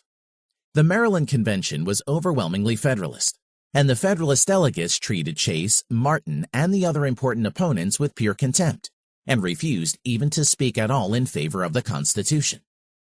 The convention quickly ratified the Constitution, without even bothering to recommend amendments by a lopsided vote of 63-11 on April 26. What anti-federal votes that existed were concentrated in the upper Chesapeake Bay counties. But Maryland is one state where no professed economic or sectional explanation of the voting, whether the very different ones by Beard, Maine, or McDonald, is at all convincing. However, Maine's observation that, in a sense, Maryland, situated as it was between the Chesapeake and Potomac, had no commercial interior is valuable. The aftermath of the ratification struggle in Maryland was a heated election contest for members of the U.S. Congress from Baltimore. In one respect, Maryland was consistent with the voting pattern in other states. The urban centers of Annapolis and Baltimore were heavily pro-Constitution, even though the countryside around Baltimore provided the bulk of the voters in opposition. Dr. James McHenry, one of the leaders in the fight for ratification at the convention, and who ran against Samuel Chase for Congress, accused Chase of being anti-mechanic for voting against the Constitution. Chase was also bitterly attacked by Robert Smith, one of Baltimore's wealthiest merchants. Chase's election meetings were drowned out by mobs of hecklers and attacked by groups with bludgeons, and the Chase ticket predictably lost the election. South Carolina was a touchy proposition indeed. The people were overwhelmingly opposed to the Constitution. But on the other hand, the seaboard planter districts were grotesquely overrepresented in the state legislature, and hence in the convention. And the seaboard was the great area of Federalist strength. As in the other states of the Union, the seaboard was joined by all classes, high and low, in the major port city of Charleston in favor of the Constitution. In contrast, the back county farmer region where the bulk of the people lived was overwhelmingly against the Constitution. The crucial vote came early in January 1788 on the question of whether the South Carolina House should call a state convention. James Lincoln eloquently led the backcountry forces in opposition, and he was joined by Rawlins Lowndes, leader of a small anti-federal group of wealthy lowland planters, and the brilliant Judge Adonis Burke, the great opponent of the Society of the Cincinnati. The vote in favor of holding the convention could not have been closer, 76-75. Thus, despite the handicap of poor representation, the anti-federal forces came within one vote of blocking the Constitution then and there. A shift of one man might have well stopped ratification in its tracks. Without both Carolinas, North Carolina would, like Rhode Island, refuse to ratify. Virginia would surely not have joined, and the Constitution scheme would have been defeated. But the House did approve the convention, and the South Carolina Anti-Federalists were never to come that close again. The convention was called for May 12. The voting in the House reflected an overwhelming sectional split from the eastern seaboard, Charleston, and the large planters, preponderantly slave parishes. Virtually every vote favored a convention. From the west backcountry parishes, only 2 delegates failed to be opposed. The only intra-sectional division occurred in the border parishes between the two areas. Their representatives voted against a convention by a narrow design. Yet, despite the closeness of the vote, when the convention met at Charleston, the delegates were split by about 125 to 100 in favor of the Constitution. The reasons for this shift in strength are by now familiar. First, Federalist domination of the press and hence of propaganda outlets all of which were located in Charleston and subject to severe pressure in that zealously federal city. A second familiar factor was the lack of leadership, cohesion, and organization on the part of the anti-federal forces scattered throughout the vast backcountry, as contrasted to the energy, cohesion, and supreme organization of the geographically concentrated Federalists. The greater wealth and influence of the Federalist leadership helped account for the great advantage in organization. At the convention, the Anti-Federalists found themselves deprived of the vital leadership of Rawlins Lowndes, who didn't attend because he saw the effort futile. With the able leaders in their camp, the Federalist pressure was able to swing 20 to 25 Anti-Federalist delegates to their camp. The wining and dining of the upcountry delegates by the social Charleston aristocracy and the chilling news of Maryland's ratification combined to change these anti-federal votes, and South Carolina ratified the Constitution on May 23 by the large margin of 149 to 73. An analysis of a more pivotal vote on adjournment 2 days earlier, defeated by 135 to 89, shows that the coastal parishes voted 111 to 9 against adjournment and for the Constitution. Of the 9 holdouts against this virtual unanimity, 4 came from a border parish. Apart from a Federalist pocket around the Savannah and Edisto district, the backcountry voted 72 to 9 against the Constitution. Of the anti-federal renegades on the final vote, half came from the swing border region.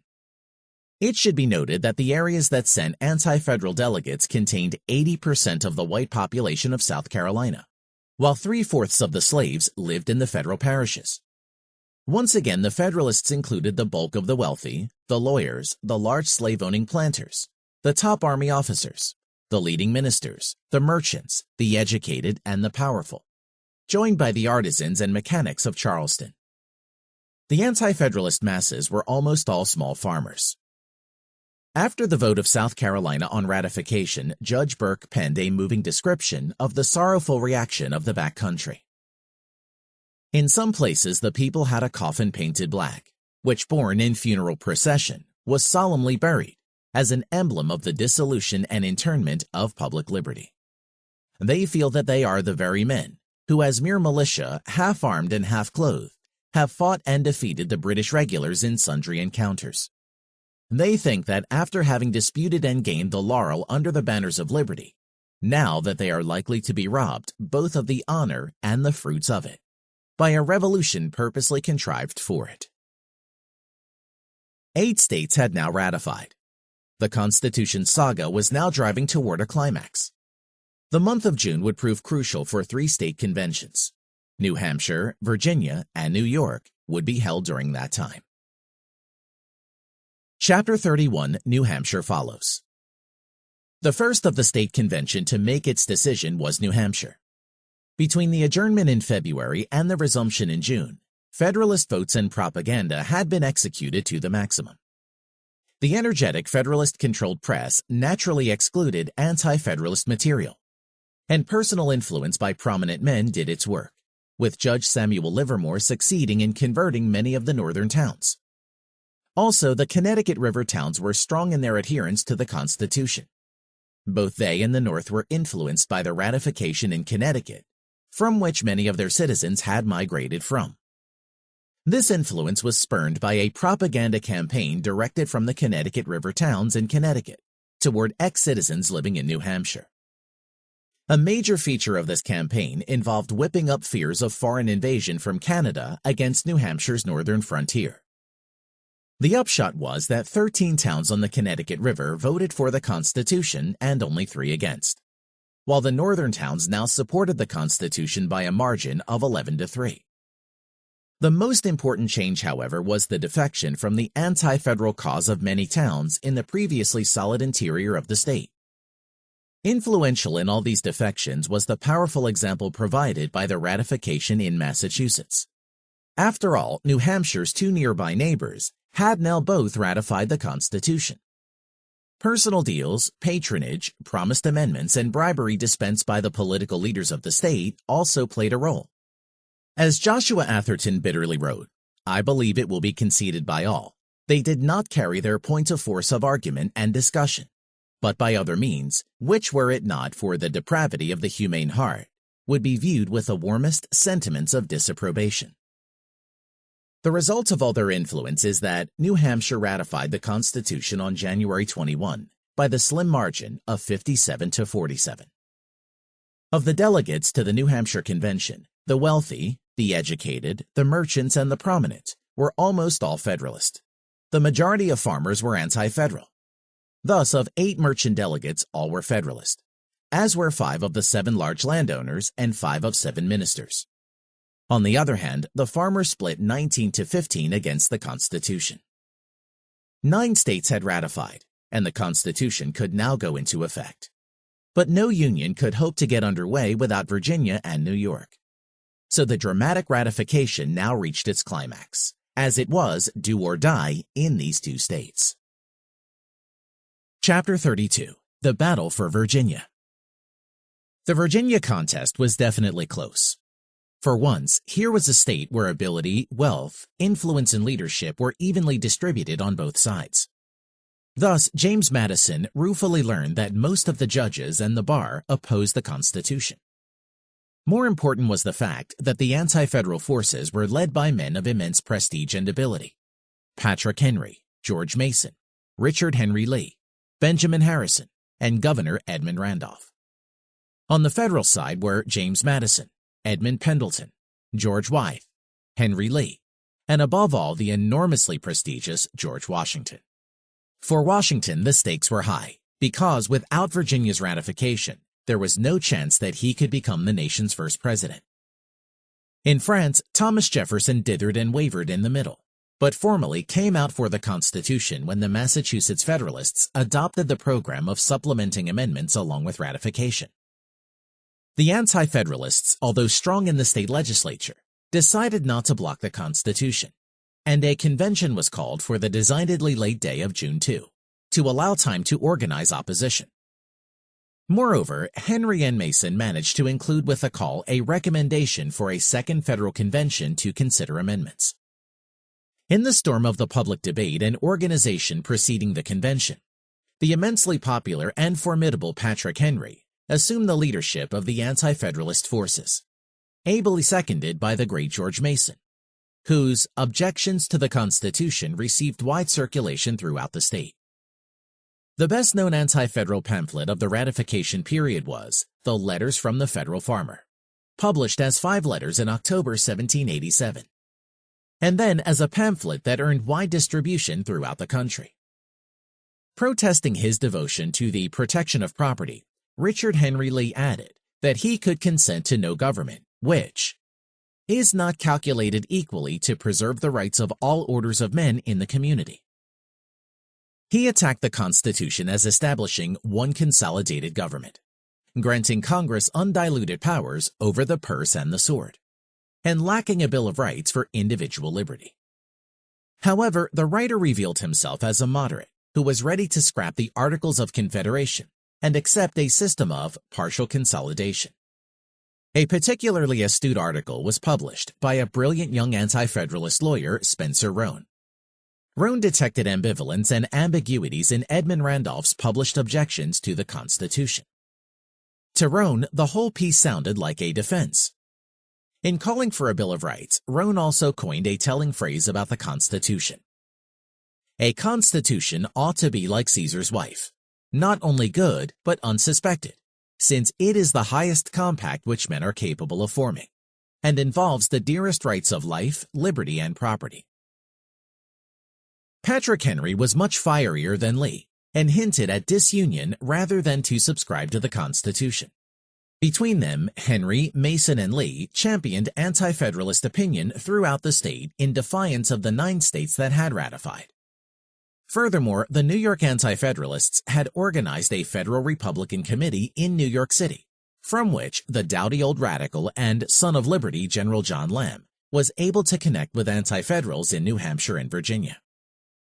But in the meanwhile, Governor Randolph, while claiming to be anti-federalist, had secretly begun his course of betrayal and sellout of a cause which he himself had helped launch by refusing to sign the Constitution. When Governor Clinton of New York, the great leader of anti-federalism in his state, wrote in early May to Randolph to propose coordination of strategy to insist on a Bill of Rights amendment prior to ratification. Randolph suppressed the letter at the Virginia Convention, and this killed chances of cooperation between the liberals of the two great states. It was an act properly and trenchantly denounced by George Mason as duplicity. One can suspect that the reason for Randolph's defection was as simple as the reason of Governor Hancock for his, whereas the Federalists promised Hancock the presidency or vice presidency. They lured Randolph with some prominent position in the new government. The only difference, of course, is that in the case of Randolph, they followed through, and President Washington rewarded his old friend with the position of Attorney General. The Federalists, for their part, were beginning to realize with great reluctance that there would be no chance of ratifying without the corollary adoption, as in Massachusetts but far more solemnly, of a set of Bill of Rights amendments to the Constitution. There was, of course, a vast gulf between such a concession to the Anti-Federalists' strategy of insisting on a Bill of Rights prior to any ratification. The Federalists, however, did seem to realize initially the zeal of many leading Anti-Federalists for broad and total opposition to the Constitution. The key to the voting in Virginia was the geographical economic structure of Virginia society. Virginia's sectional division was not, as in the case of such other states as Massachusetts or South Carolina, a simple case of the coastal east versus the western interior. Instead, its navigational area comprised not only the seacoast, but also the peninsula and valleys formed by the Potomac, Rappahannock, York, and James rivers. It was along these river valleys, navigable a long way inland, that the great slave-owning plantations, the great Virginia oligarchy, were formed. This condition was particularly intense in the northern neck, where a large and long-lasting monopoly land grant system had imposed a quasi-feudal community of particularly large plantations with tenants and slaves. It has, furthermore, been a great mistake of historians to regard the great southern planters as non- or anti-commerce.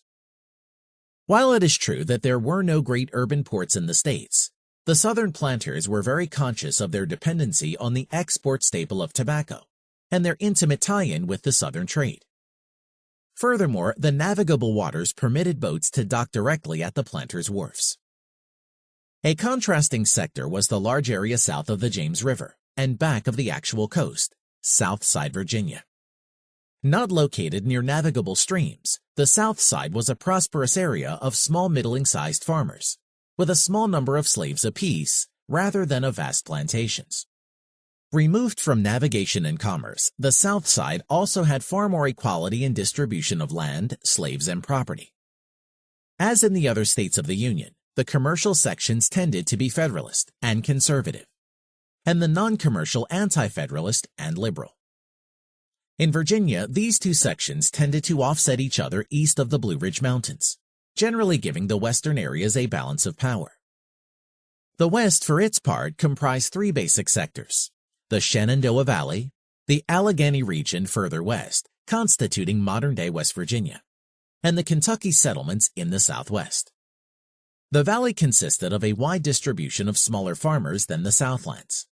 But on the other hand, its farmers shipped a large agricultural supply down the Potomac to Alexandria and across land to Maryland, and were thus tied strongly into the commercial world. Kentucky was preoccupied with the problem of the Mississippi and the Allegheny country, now West Virginia, with the problem of the Northwest frontier. In the Virginia election, the Federalists predictably swept the river valleys, and the Anti-Federalists the South Side by about roughly the same overwhelming majorities. Typical of the great sentiment against the Constitution in the South Side was roughly 23-to-1 majority in Amherst County. In contrast, the Northern Neck elected 19 federal delegates to 5 opposed. The other River Valley counties largely supported the Constitution as well, with some exceptions, especially among inland counties. Altogether, the Anti-Federalists had east of the Blue Ridge by over a dozen delegates. The tale would be told in the West. Kentucky bitterly opposed to the North's attempt in the Jay-Gardow-Key Treaty to abandon the Mississippi River to Spain, and still intriguing with Spain, voted almost solidly for the Anti-Federalists, 10 delegates out of 12. The Federalists, however, swept the Shenandoah Valley, its interests tied into the Potomac River, by at least as great a margin as in the River Valley strongholds, capturing every single delegate from the Shenandoah. How tied in they were may be gauged by the fact that many of the Valley delegates were active in projects for imposing navigation on the Potomac River. This left the odds about even, with the balance ready to be tipped by the frontier settlements of the 7 counties of the Allegheny area. In the past, this land of small non-commercial slaveless farmers had overwhelmingly supported the Southside liberals on Virginia and Confederate issues. In a sense, this remarkable turnaround of the Allegheny counties was the main factor that tipped the scale in this tight contest over the Constitution. For the 13 Allegheny delegates ended by voting almost unanimously for the Constitution. What then was the factor that overrode the natural tendency of the Western Virginians to support liberalism and anti-federalism? The reason was their frontier concern over the British retention of the Northwest forts along their western border. And it was their desire to see a strong national government adopt an aggressive foreign political and economic policy that would drive the British out of the Northwest that led the Alleghenians to succumb to federalism. There was little class difference in the case of Virginia between federal and anti-federal delegates. Not only were the current leaders of the state rather equally divided, but the wealth advantage of the eastern river counties was offset by the particularly modest means of the federal delegates from the West. As in the other states, the anti-federal counties tended understandably and proudly to pick as delegates the wealthiest and most prominent members of their locality, who could often match the Federalists. However, it is significant to note that more of the delegates who owned at least 50 slaves were federal, 26 out of 41. More Federalists held state and federal securities, twice as many, and Federalists were roughly 2/3 of the state's richest men. Overall, though, the split in Virginia was sectional, commercial versus non-commercial, rather than economic class in the conventional sense. The delegates probably entered the Virginia Convention about equally divided, with perhaps a very slight federal majority. But in such a close contest, there were a handful of waverers from the West and elsewhere, who could tip the balance either way. Yet despite this equality at the convention, it is generally conceded that a comfortable majority of Virginians, even of eligible Virginia voters, oppose the Constitution. The proportion has been estimated as 60% or more anti-federal. The overrepresentation of eastern counties, of course, helped outweigh the popular majority, but the Virginia legislature with the same representation would still remain anti-federal throughout 1787 and 1788. The main differential then came from anti-federal counties, whose delegates deserted the wishes of their constituents and voted to support the Constitution. Two processes were partially at work here: anti-federal voters who chose eminent local dignitaries even though they were Federalist, and delegates chosen as anti-federalist who betrayed their trust. But even in the former case, the delegates who persisted in voting contrary to the wishes of their electorate were, in a profound sense, betraying the democratic process. They were, in effect, choosing oligarchy, doing things by their own will over the voters' will, instead of democracy, representing the voters as best they could. On the final vote, delegates from at least 4 anti-federal counties chose to vote against the views of their principals at home. They were the brilliant young Federalist lawyer John Marshall from Henrico County, at least 2 direct cases of treachery by delegates elected as anti-federalists, who then shifted at the convention: Humphrey Marshall from Kentucky and William Ronald of Powhatan in the South Side, and above all, Governor Randolph of Henrico County, who had acted to betray his supposed anti-federal allies, as well as his constituency. Since a shift of 4 or 5 votes would have defeated the Constitution, the defections were particularly decisive. Another factor influencing delegates for the Constitution was not so much important in itself as in foreshadowing an ugly blackmail threat that was to prove decisive in the conventional adoption of the Constitution. Early in the ratification struggle, news circulated that Northern Neck would secede from the state if Virginia refused to ratify, presumably into the new Union on its own. In the last analysis, it becomes all too apparent that one of the major factors that tipped the scale to the Federalists throughout the Union was superior gall, greater intensity of belief, and a greater willingness to take extreme measures to have their way. This is not, of course, surprising, since the Anti-Federalists were generally more moderate and passive men defending the status quo, or half-hearted compromise measures, while the Federalists were the ideological aggressors in the struggle, and were thus more interested in bringing about their veritable counter-revolution. The Virginia Convention opened on June 2 at Richmond, and was filled with visitors from the entire nation. Almost on cue, it opened on a note of high perfidy, as Governor Randolph suddenly revealed himself as a Federalist and reversed his previous stand.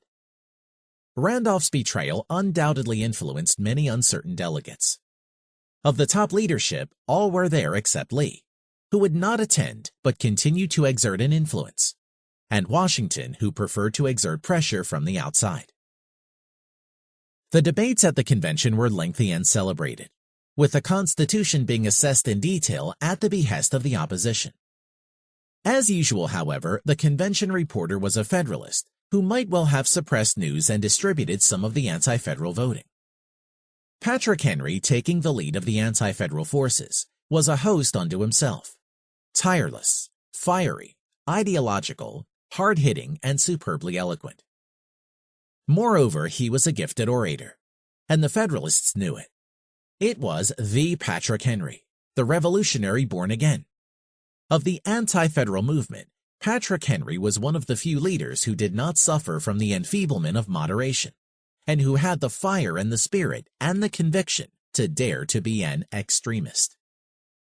To Henry, it was immaterial that other states had ratified. "I declare," he thundered, "that if 12 states and a half had adopted it, I would, with manly firmness, and in spite of an erring world, reject it." Again, in the course of arguing for a guarantee of trial by jury, Henry warned, "Old as I am, it is probable I may yet have the appellation of rebel." And he prophetically called for the menace of congressional opposition to be crushed in embryo. Henry centered his attacks, as did the other Federalists, on the grave absence of a Bill of Rights. A consolidated national government lacking such guarantees, he charged, was a betrayal of the spirit of the American Revolution. The Federalists often scoffed at their old libertarian ideals of the Revolution as old-fashioned, good for their time, but outdated in the progressive days of 1788. Henry was not afraid to be scoffed at. "But I am fearful I have lived long enough to become an old-fashioned fellow. Perhaps an invincible attachment to the dearest rights of man may, in these refined enlightened days, be deemed old-fashioned. If so, I am contented to be so." Henry keenly recognized that what they were facing was a revolution as radical as that which separated us from Great Britain. Here was a plan concocted in secret for a consolidated government infringing on American liberty. Henry warned, 23 years ago, was I supposed a traitor to my country? I was then said to be the bane of sedition, because I supported the rights of my country. I may be thought suspicious when I say our privileges and rights are in danger. Guard with jealous attention the public liberty. Suspect everyone who approaches that jewel.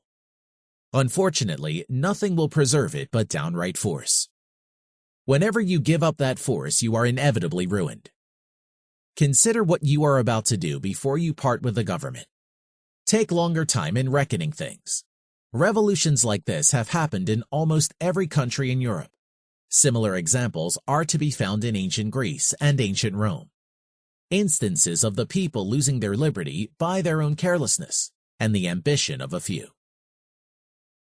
Henry also brilliantly perceived that the essence of the great epical struggle between the two camps was between liberty and power, or more specifically between liberty and national empire. You are not to inquire how your trade may be increased, nor how you are to become a great and powerful people, but how your liberties can be secured, for liberty ought to be the direct end of your government. Will the abandonment of your most sacred rights, Example, trial by jury, freedom of the press. 10 to the security of your liberty. Liberty, the greatest of all earthly blessings. Give us that precious jewel, and you may take everything else. Shall we imitate the example of those nations who have gone from a simple to a splendid government? Are those nations more worthy of our imitation? What can make an adequate satisfaction to them for the loss they have suffered in attaining such a government, for the loss of their liberty? If we admit this consolidated government, it will be because we like a great splendid one. Some way or other, we must be a great and mighty empire. We must have an army and a navy. When the American spirit was in its youth, the language of America was different. Liberty, sir, was then the primary object. But now, sir, the American spirit, assisted by the ropes and chains of consolidation, is about to convert this country into a powerful and mighty empire. Such a government is incompatible with the genius of republicanism. There will be no checks, no real balances in this government. What can avail your specious, imaginary balances, your rope dancing, chain rattling, ridiculous ideal checks and contrivances? But, sir, we are not feared by foreigners. We do not make nations tremble. Would this constitute happiness or secure liberty? The field marshal of the Federalist forces at the convention was James Madison, and he, as well as Washington, were the staunchest opponents of including a Bill of Rights. Madison adopted the specious Wilson argument about the dangers of a Bill of Rights, and said that they could be left unenumerated but still retained by the people. Indeed, the leading young Federalist, John Marshall, inadvertently revealed the sophistry and insincerity of the Federalists' presumed concern for rights. Marshall, in attacking the ideal of a Bill of Rights, observed that the Virginia Bill of Rights doesn't mean very much. It is merely recommendatory. If it were otherwise, many expedient laws would clearly be unconstitutional. This exultation in the state's Bill of Explicit Rights hardly showed the Federalists to be truly concerned about the unenumerated rights of the people. More interesting was Madison's rejection of the idea that the gravest danger to liberty has always been the accretion of power by the rulers of government. Instead, Madison, using the conservative trick of argument by paradox, tried to shift the blame of government despotism from the government itself to the people being governed, specifically the people daring to have a difference of opinion. Thus, when the gentleman, Patrick Henry, called our recollection to the usual effects of the concession of powers, and imputed the loss of liberty generally to open tyranny, I wish he had gone on farther. Upon his review of history, we would have found that the loss of liberty very often resulted from factions and divisions, from local considerations, which eternally lead to quarrels. He would have found internal dissensions to have more frequently demolished civil liberty than a tenacious disposition in rulers to retain any stipulated powers. In short, liberty is lost through its very exercise. Self-interested local governance is the source of oppression, and to counter this, the people should instead put their faith in one large centralized government, clearly without such self-interest, remote from their control. Less candid than James Wilson or the Massachusetts Ultras, Madison and the other Federalists adopted the lie that the proposed government was not really national or consolidated, but a new sort of tangled mixture, with no real locus of supremacy. As the debate proceeded, even the reluctant Madison family realized that the Federalists would have to agree to a Bill of Rights amendment, but not, of course, as a condition of ratification, only as a corollary recommendation. Finally, the dramatic vote arrived when Patrick Henry moved that the convention refer a Bill of Rights and other amendments to the other states as a requirement prior to ratification. He also assured the delegates that, whatever the result, he would be a peaceful citizen and work for constitutional nonviolent change of the new system. The next day, June 25, Henry's motion came to a vote and lost by the slim margin of 88 to 80. Immediately following, the motion to ratify the Constitution passed by 89 to 79. A mere shift of 5 votes would have defeated the Constitution. But at least the Federalists had been forced by opposition pressure to agree to appoint a committee immediately to recommend amendments. Otherwise, they could not have won ratification. The committee, including Henry and Mason, adopted a Bill of Rights patterned after the Virginia Declaration of Rights, as well as a score of other comprehensive amendments restricting federal power. These justly proposed amendments were adopted by the convention, which also instructed the Virginia delegation to the new Congress to do their utmost to attain their ratification. For the benefit of the pseudo-Wilsonian argument, the amendments included a clause reserving to the states every power or right not expressly delegated to the federal government in the Constitution. The amendments also included, in addition to a Bill of Rights and restrictions on taxation, the provision that any navigation law regulating commerce, or maintenance of a standing army, required 2/3 approval of each House of Congress. The Federalists, for their part, could quietly scoff at the whole proceeding. After all, was it not a facade that was binding on no one? The ratification left tempers and conflict in Virginia sharpened rather than rendered. Mason and Henry talked bitterly of issuing an Anti-Federalist Manifesto, similar to the address of the Pennsylvania minority.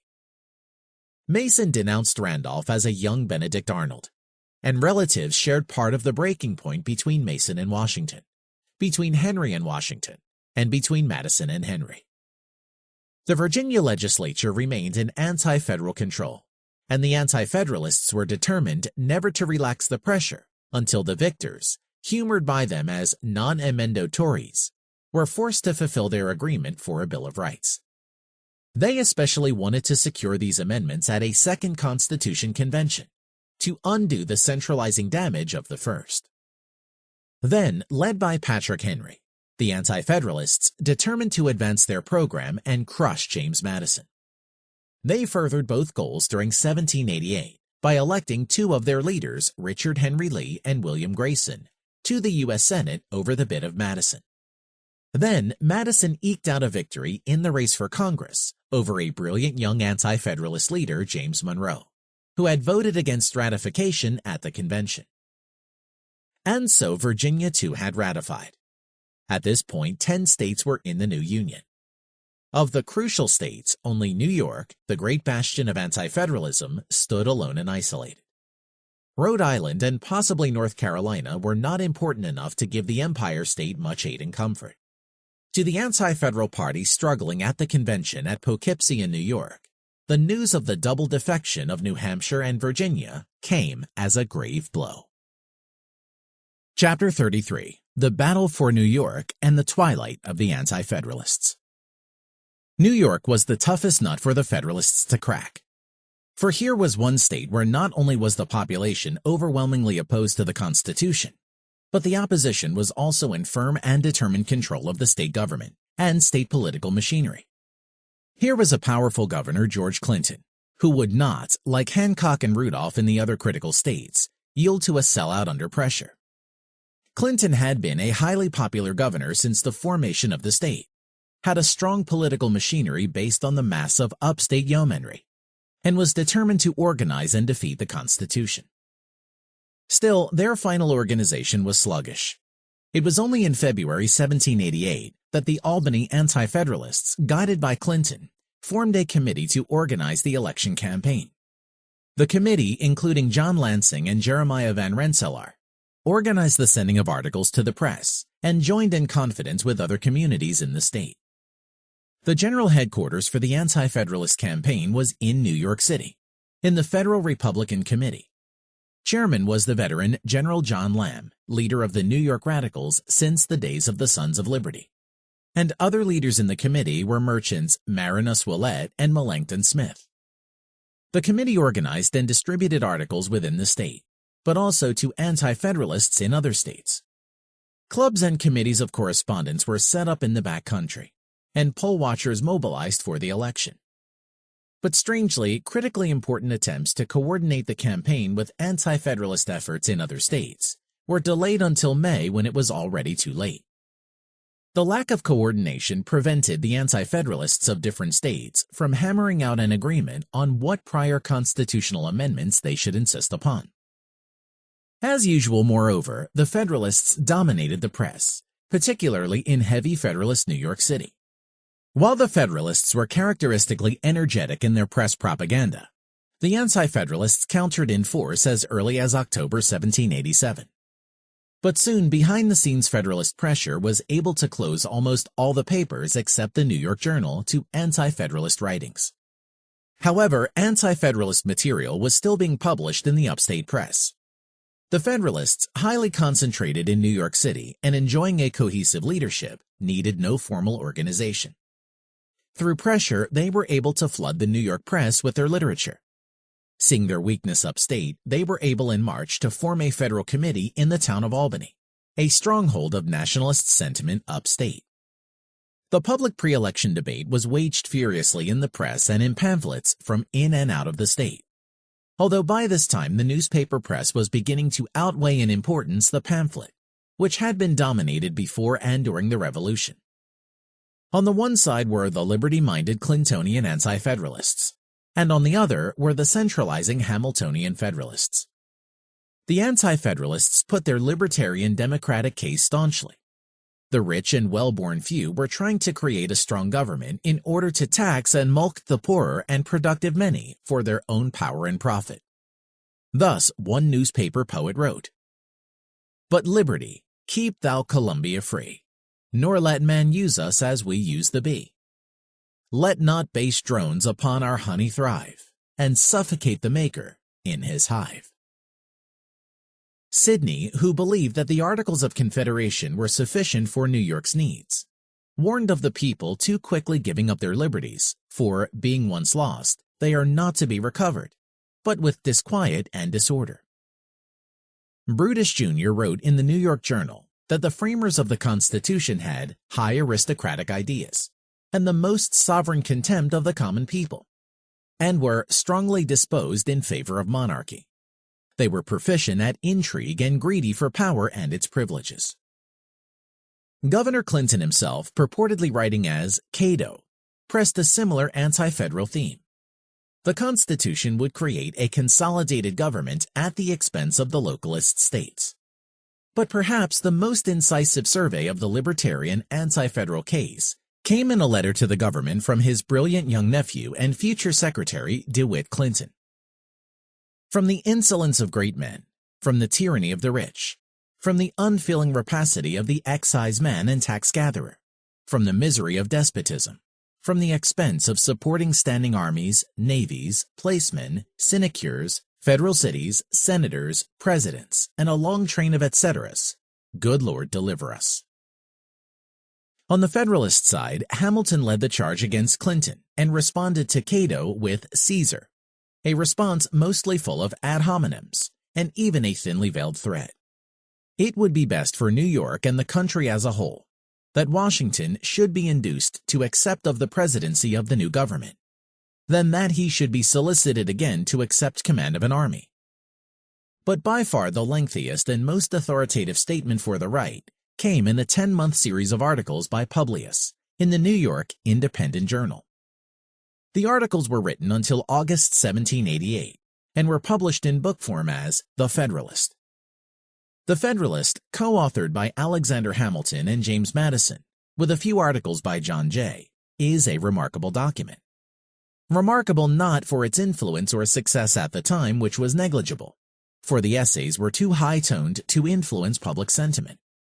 Nor were they remarkable as a comprehensive and accurate presentation of the nationalist position.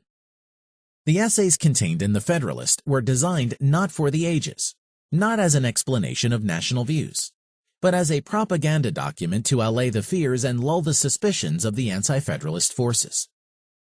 Consequently, these field marshals of the Federalist campaign were concerned to make the Constitution look like a mixed concoction of checks and balances and popular representation, when they really desired and believed that they had a political system of overriding national power.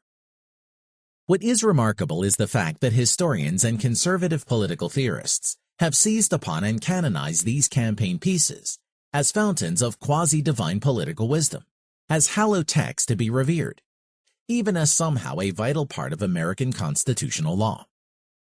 Thus Hamilton, in Federalist No. 32, mendaciously tried to assure the public that the new government was only a partial rather than an entire consolidation, and that the states really retained most of their previous sovereignty. And in No. 9, Hamilton did his best to confuse and blur the issue by dismissing any real distinction between confederacy and consolidation. Madison, too, in No. 39 exhorted his readers that the Constitution established a mixture of federal and national government. In No. 45, trying to head off a Bill of Rights, he spread the myth that reserved powers under the Constitution ineluctably belong to the states. Characteristic also of Madison's discourses is his self-contradictory plea in No. 40, that A, the framers of the Constitution did not exceed their legal powers, and B, even if they did, it was a good and proper thing. The later famed No. 10, written by Madison, is an elaboration of his argument at the Constitutional Convention, that a large republic or a government powerful over a large area will protect liberty far more than a small republic, or government powerful over a small area. Madison claimed that the greater diversity of interests over a large area will make it more difficult for a majority of the interests to combine and oppress a minority. It is difficult to see, however, why such a combination should be difficult. Suppose the Anti-Federalist argument, a larger republic, precisely by including under it a great diversity of interests, will be bound, however it acts, to oppress some minority interests. The smaller the scope of government, and therefore the more homogeneous its citizens, the less likely will there be oppressed communities, and the more likely will each interest have its own government. But the main fallacy in Madison's argument is that it is part and parcel of the anti-democratic Federalist doctrine, that the danger of despotic government comes not from the government, but from among the ranks, i.e. the majority of the public. The fallacy of this by now should be evident. Even if a majority approves an act of tyranny, it almost never initiates or elaborates or executes such action. Rather, they are almost always passive tools in the hands of the oligarchy of rulers and their allied favorites of the state apparatus. One such a view of the political process, a view implicit in the anti-federal doctrine. The smaller the size and scope of a governmental unit, the better. For the closer to the people, the less oligarchic, the more susceptible to vigilance and check, the easier to put down. We might also note a neglected recurring theme in The Federalist, the need for the Constitution in order to promulgate an aggressive foreign policy on all sides, to make America into what Patrick Henry brilliantly saw as a great empire. Thus the appeal to charisma, vainglory, and national greed of Hamilton's No. 15. We may indeed with propriety be said to have reached almost the last stage of national humiliation. There is scarcely anything that can wound the pride or degrade the character of an independent nation which we do not experience. Have we valuable territories and important posts in the possession of a foreign power, England, which, by express stipulations, ought long since to have been surrendered? These are still retained to the prejudice of our interests, not less than of our rights. Are we in a condition to resent or to repel the aggression? We have neither troops, nor treasury, nor national government. Are we even in a condition to remonstrate with dignity? Are we entitled by nature and compact to a free participation in the navigation of the Mississippi? Spain excludes us from it. Is public credit an indispensable resource in time of public danger? We seem to have abandoned its cause. Upon receiving the Constitution from Congress, Governor Clinton made what later turned out to be a grave tactical error. It was an understandable error, for throughout the country, the Federalist tactic was to rush the Constitution through, while the Anti-Federalists tried to delay as much as possible. Clinton therefore adopted the tactic of delay, postponing the convention as much as possible. He also hoped to be able to avoid a battle by having the Constitution fall in the other states first. A case of let George do it that backfired very badly. But another consideration was that neither Clinton nor the Federalists foresaw the depth of New Yorker antagonism toward the Constitution. Both sides expected a close fight. The existing legislature itself was closely divided, and the Federalists were optimistic about the outcome of an election. Clinton's first act was to rebuff Congress's request for a special session of the legislature to call a convention. The New York legislature met in mid-January 1788. And at the end of the month, Egbert Benson, a lawyer from Dutchess County and a Federalist leader in the Assembly, moved to call a convention. At that point, Cornelius Soonmaker from Ulster County included a creative resolution that the legislature attach a preamble attacking the convention at Philadelphia for illegally exceeding its authorized power. The vote could scarcely have been closer, the Soonmaker preamble losing by 27 to 25. And after that climactic vote, the Assembly voted for the call to convention. But in the Senate there stood the indomitable radical Abraham Yates. Yates had previously attempted to block the Constitution, and here he would only redouble his efforts, arguing that the Philadelphia Convention was never authorized to write a new Constitution. A member of the Schuyler family brusquely responded that this was old news. In fact, Yates never gave up even after the Constitution was ratified. Yates was the author in 1789 of the first but unpublished history of the drive for the Constitution, in which he perceptively traced the nationalist movement from the time of the Revolutionary War and its method to organize a coup d'etat. The meeting at Philadelphia in 1787, for the sole and express purpose of revising the Articles of Confederation, got the name of a convention. I believe before long that of a conspiracy would have been more significant, and paid no more regard to their orders and credentials than Caesar when he passed the Rubicon. Under an injunction of secrecy, they carried on their works of darkness until the Constitution passed their usurping hands. Yates was surely on the mark when he wrote, "They have turned a convention into a conspiracy, and under the epithet federal have destroyed the Confederation." In the Senate, this veteran Clintonian led the Anti-Federalist attempt to defeat the call, but it passed the motion by another close vote of 11 to 8. A shift of 2 votes in the New York legislature could have defeated the Constitution. Elections were set for April, and the convention at Poughkeepsie for June 17. In calling the convention, the New York legislature did a unique and remarkable thing. They deemed that, for this particular and momentous election, all property requirements for voting would be waived, and there would for the moment be universal manhood suffrage in New York State. This democratic move seems to have increased the total vote by almost 1/3. There is no evidence that the outcome of the victory was changed to any significant extent. If the Clintonians had been more astute, they would have concentrated even more on correcting the apportionment to the state legislature. As in the other states, the delegates to the convention were apportioned in the same way as the legislature, and the anti-federal counties were underrepresented, while the federal counties overrepresented in the legislature and the convention. The elections for the convention were an amazing and smashing victory for the anti-federalist forces, who swept the convention delegates by 46 to 19.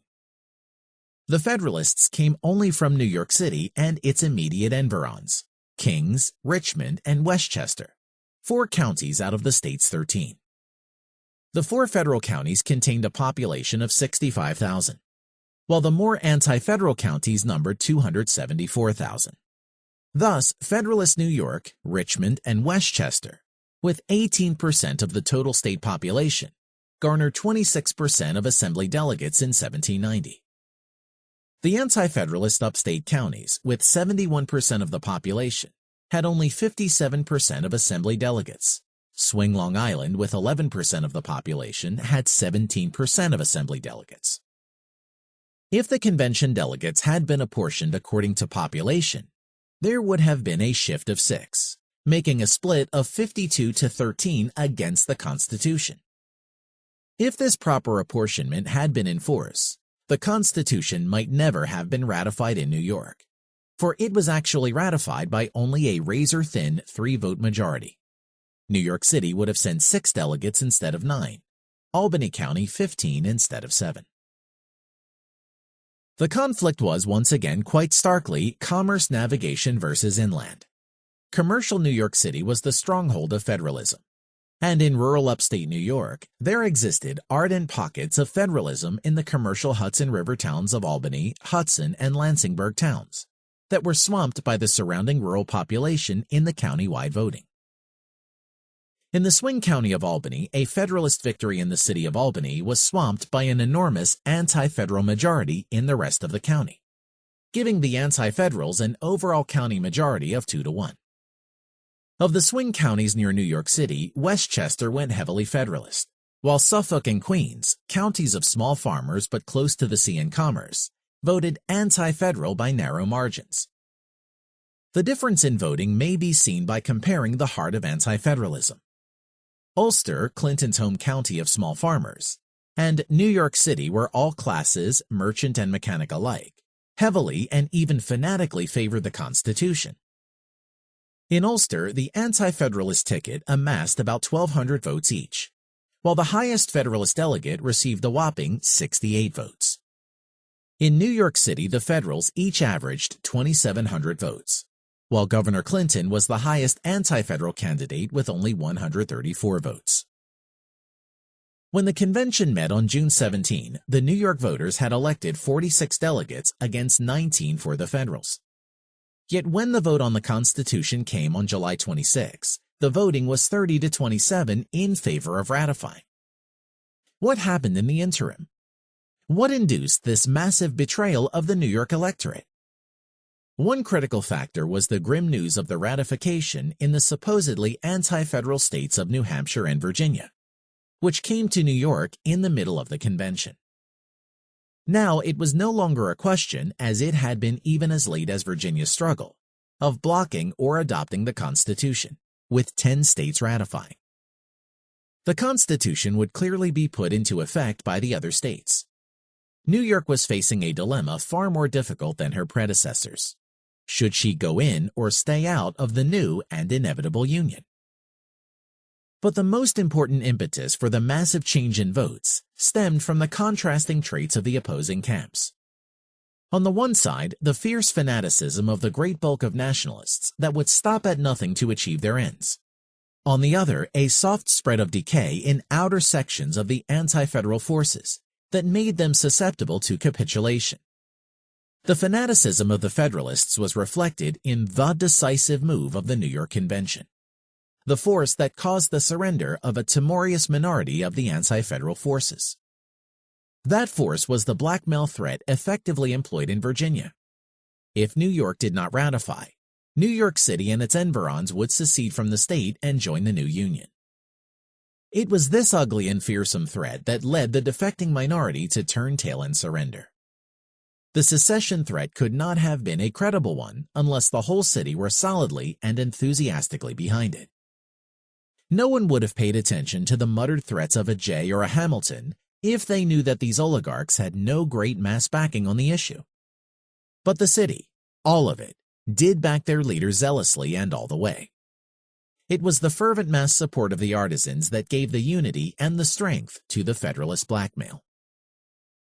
The mechanics, not only in New York City but in Boston, Philadelphia, Charleston, and other cities as well, were not laborers in the sense of proletarians, but petty bourgeois, i.e. small businessmen and apprentice businessmen. After the Revolution, especially in the post-war depression of 1780s, the often marginal small businessmen found themselves apt to be sub-marginal, unable to meet the competition of more efficient imports of British manufactured goods. And like inefficient businessmen everywhere, they turned from the free market to the state apparatus to acquire special privileges, in this case a protective tariff. It was the lure of a national tariff and a privileged market at home and in the other states that brought the artisans en masse into the Federalist camp. With the onset of the Depression, merchants and mechanics, who had formerly organized among themselves, formed joint committees in all the large cities to press for federal regulation of trade for the merchants and a tariff against European imports for the mechanics. Nationalist propagandists had demagogically fomented the view among formerly anti-Tory artisans that anyone who opposed tariffs on British imports must be under the influence of the former enemy. As a result, even before the election, when the city people were already threatening secession, the Corporal's Guard of the New York City Anti-Federalists were already beginning to cave under the tremendous pressure around them. Thus, on the eve of elections, Marinus Willett, a veteran radical who had always depended on his artisan constituency, was beginning to buckle. To think that the Constitution might be right, since it appears to be the sense of a vast majority in New York City. Indeed, of the old radical leaders of the Sons of Liberty in the city, only John Lamb remained staunchly anti-nationalist, and he was rewarded for his fidelity to the old radical cause by seeing his house threatened by a rioting mob. Another important reason for the adamant demands of New York City was the strong possibility that it would be the capital of the new government. Already the existing headquarters for the Confederation Congress, if New York remained out of the Union, the city would be deprived of all the subsidies, commerce, and privileges any government headquarters receives. For many New Yorkers, this was simply too much to give up. On July 23, the fearsome massed ranks, nearly 4,000 of New York City artisans from over 50 trades, marched down Broadway in celebration of New Hampshire's, and therefore 9 states' adoption of the Constitution. Even though the convention had been closely located upstate at Poughkeepsie, news of the parade could not help but make the downstate secession threat most believable indeed. One after the other, the slogans and the shouts of the various trades went by, and each trade celebrated the special privilege and subsidy that it expected to get out of the new polity in the making. Thus the skinners, breeches makers, and glovers. Americans, encourage your manufactures. The peruke makers and hairdressers. May we succeed in our trade and the union protect us. The blacksmiths. Forge me strong, finish me neat. I soon shall moor a federal fleet. And the brush makers. May love and unity support our trade, and keep out those who would our rights invade. Other floats celebrated Alexander Hamilton, especially because of his work as the Field Marshal of the Federal Forces at the Poughkeepsie Convention.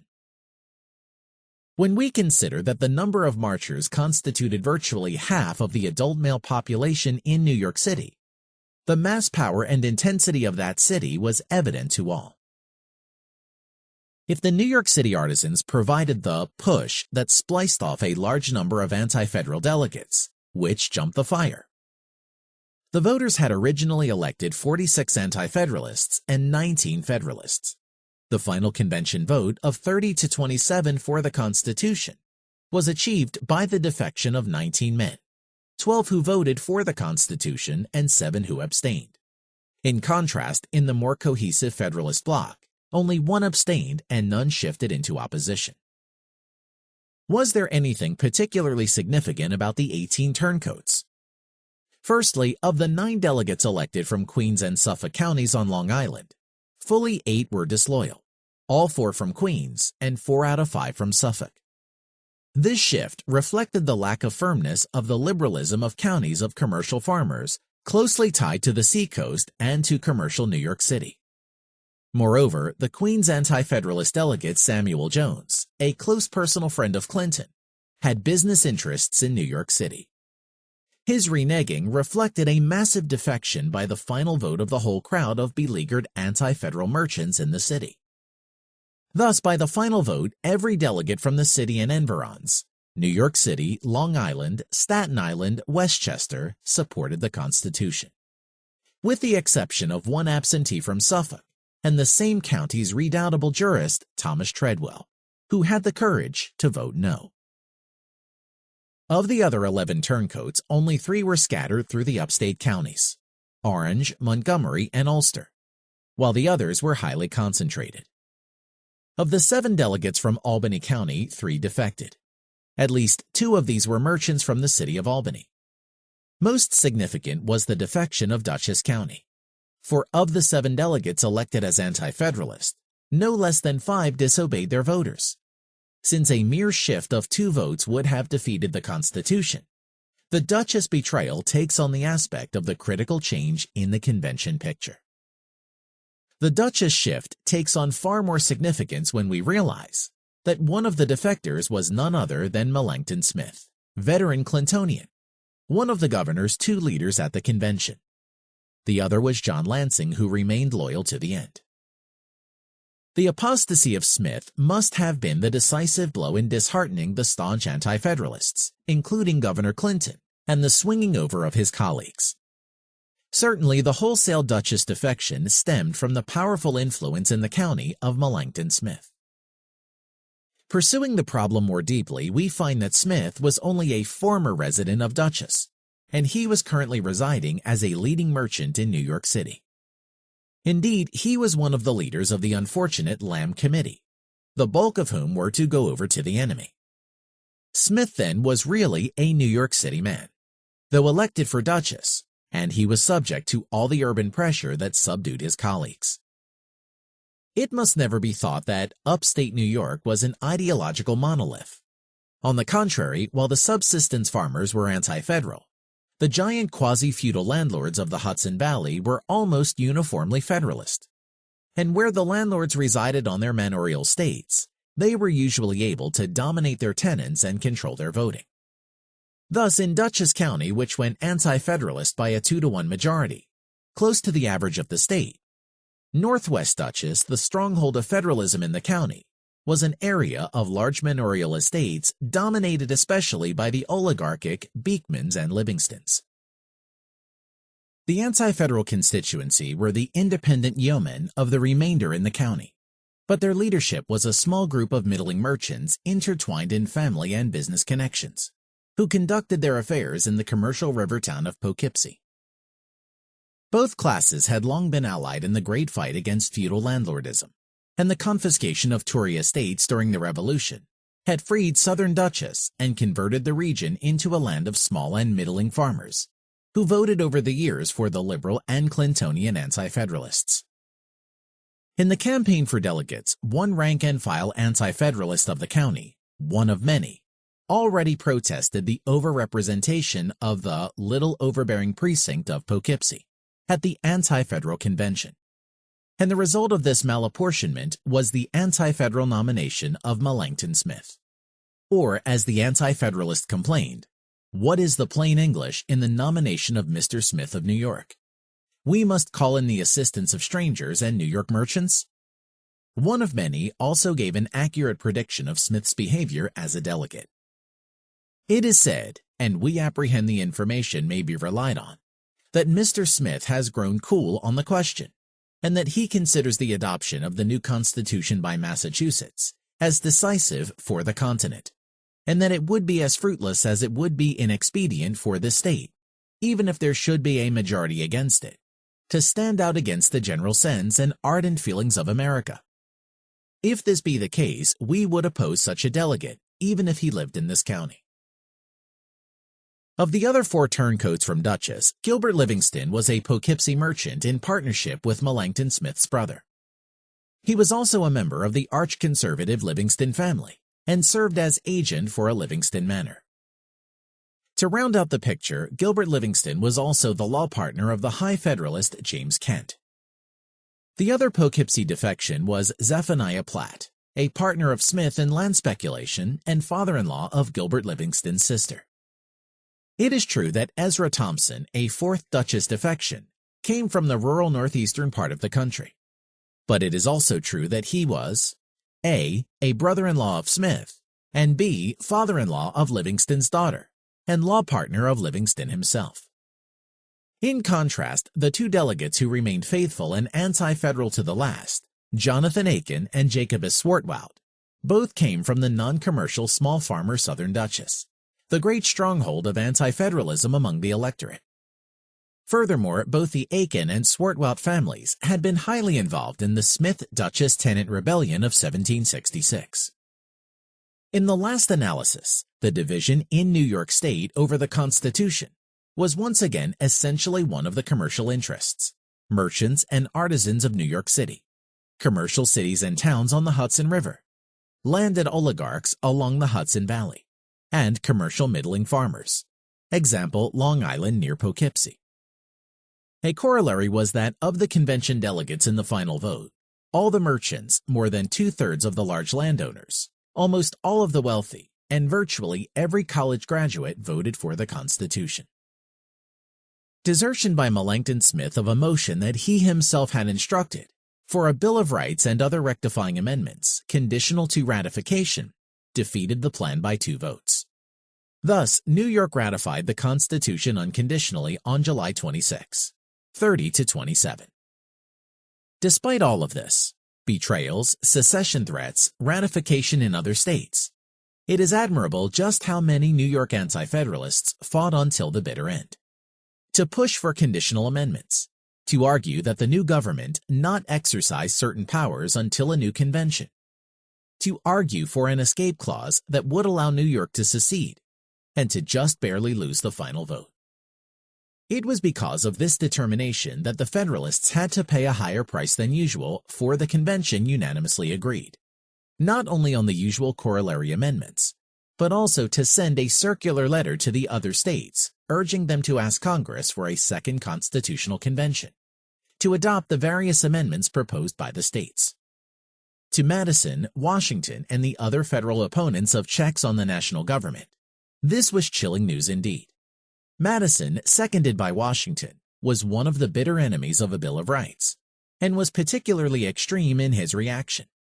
He believed that outright rejection would have been better because New York's letter would encourage the other states that ratified to also press for amendments.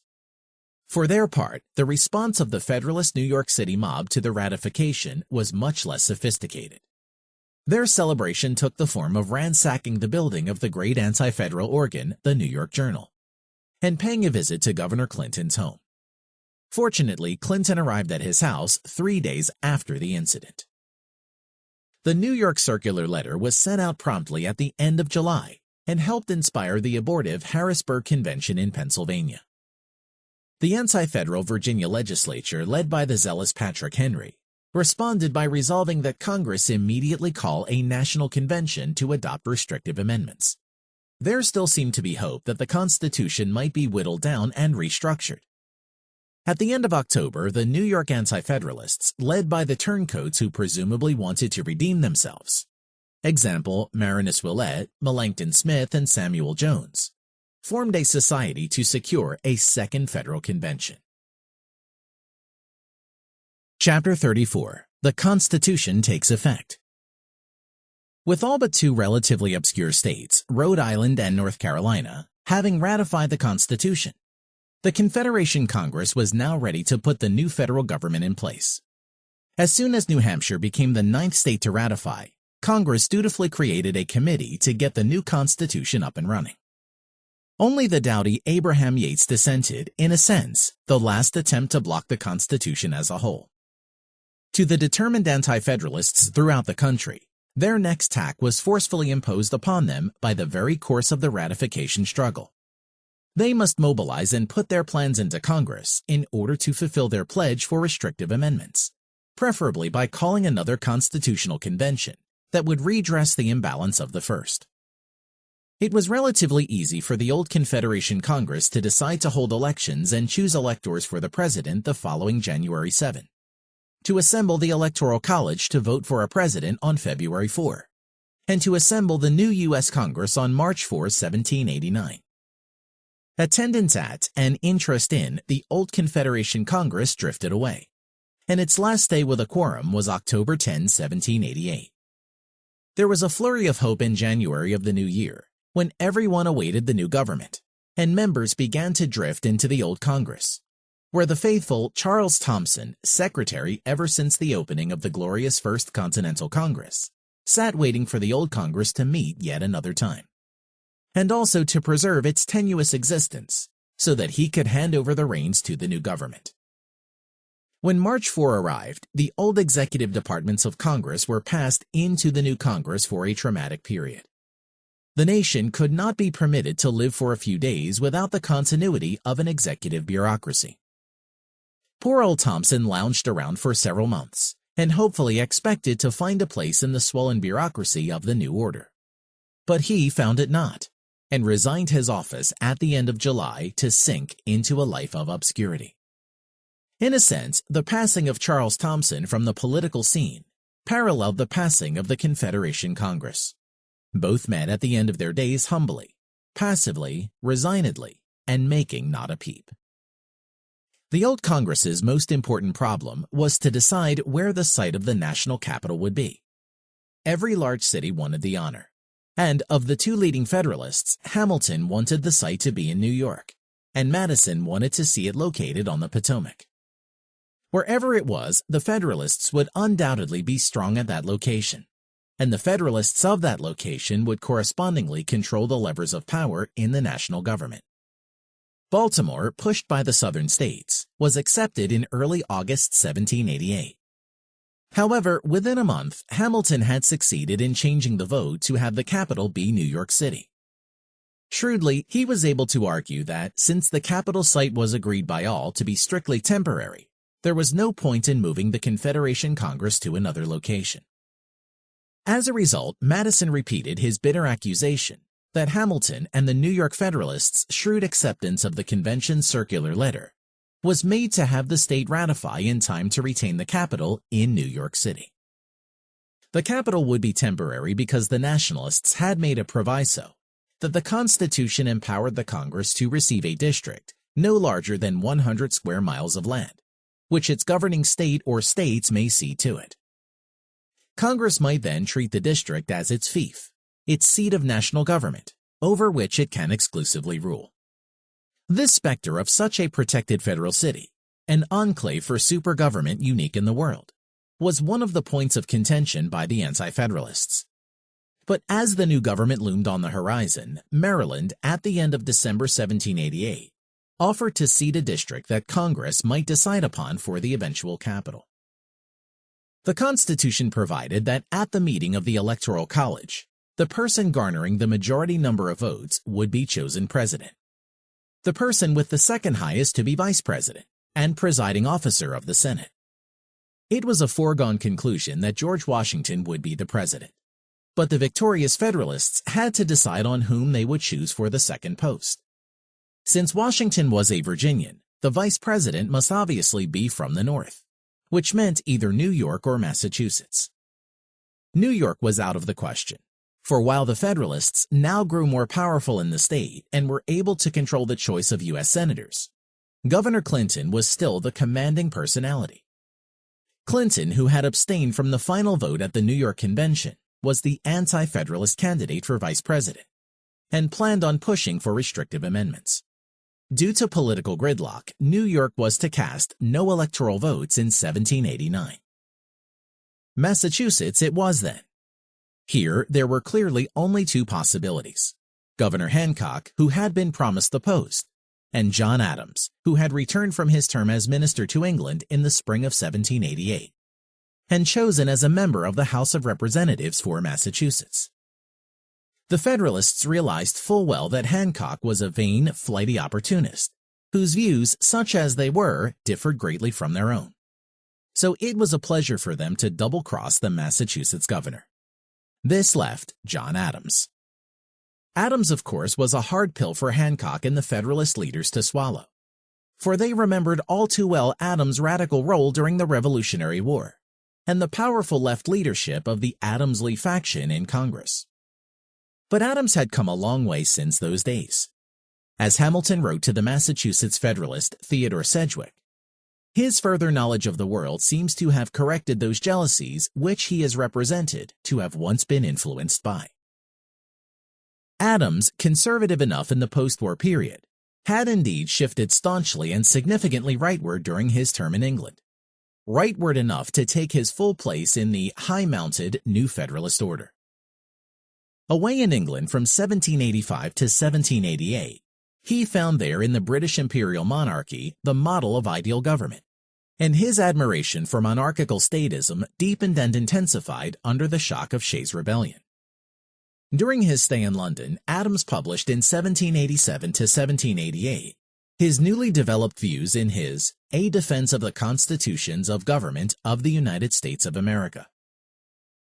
In this original work, Adams developed and advocated what would later be called the social philosophy of Bonapartism, from Napoleon's role in French politics. In the analysis of Bonapartism, Napoleon was supposed to have maintained himself in power by playing off against each other the two great power groups in France, the masses and the aristocracy. John Adams' theory was an exalted and precursory view of essentially the same process. Adams, too, saw the world as basically divided into the aristocracy and the democracy, or the common people. And these two great classes, he believed, were permanently destined to war against each other. The fundamental task of government for Adams was to hold the equal balance between these two vast groups, and to enforce impartial justice upon them both. Both groups should be equally represented in government, i.e., the rich in an upper house, the common man in a lower house of the country's legislature. Where then shall the all-important, impartial arbiter of justice come from? He is to appear, according to Adams, in the pen of the executive, the great man who, with an absolute veto over the legislature, is to be exalted above all mere conflicting groups and classes in society, and to dispense equal justice for all. But by what mysterious process is this noble deus ex machina to appear and perform this great work? What is to ensure that the great man will really perform in this exalted way? The traditional solution to this problem, of course, was the divine right of kings, the king operating as the vehicle of divine wisdom by definition. So that takes care of that. But John Adams, after all, as a man of the 18th century, couldn't accept this kind of solution. Instead, he thought he saw the answer in sheer self-interest. In a kind of parody of the theory of the free market, the king, or president, was to advance the social interest by serving his own. It is the true policy of the common people to place the whole executive power in one man, to make him a distinct order in the state, from whence arises an inevitable jealousy between him and the gentleman. This forces him to become a father and protector of the common people.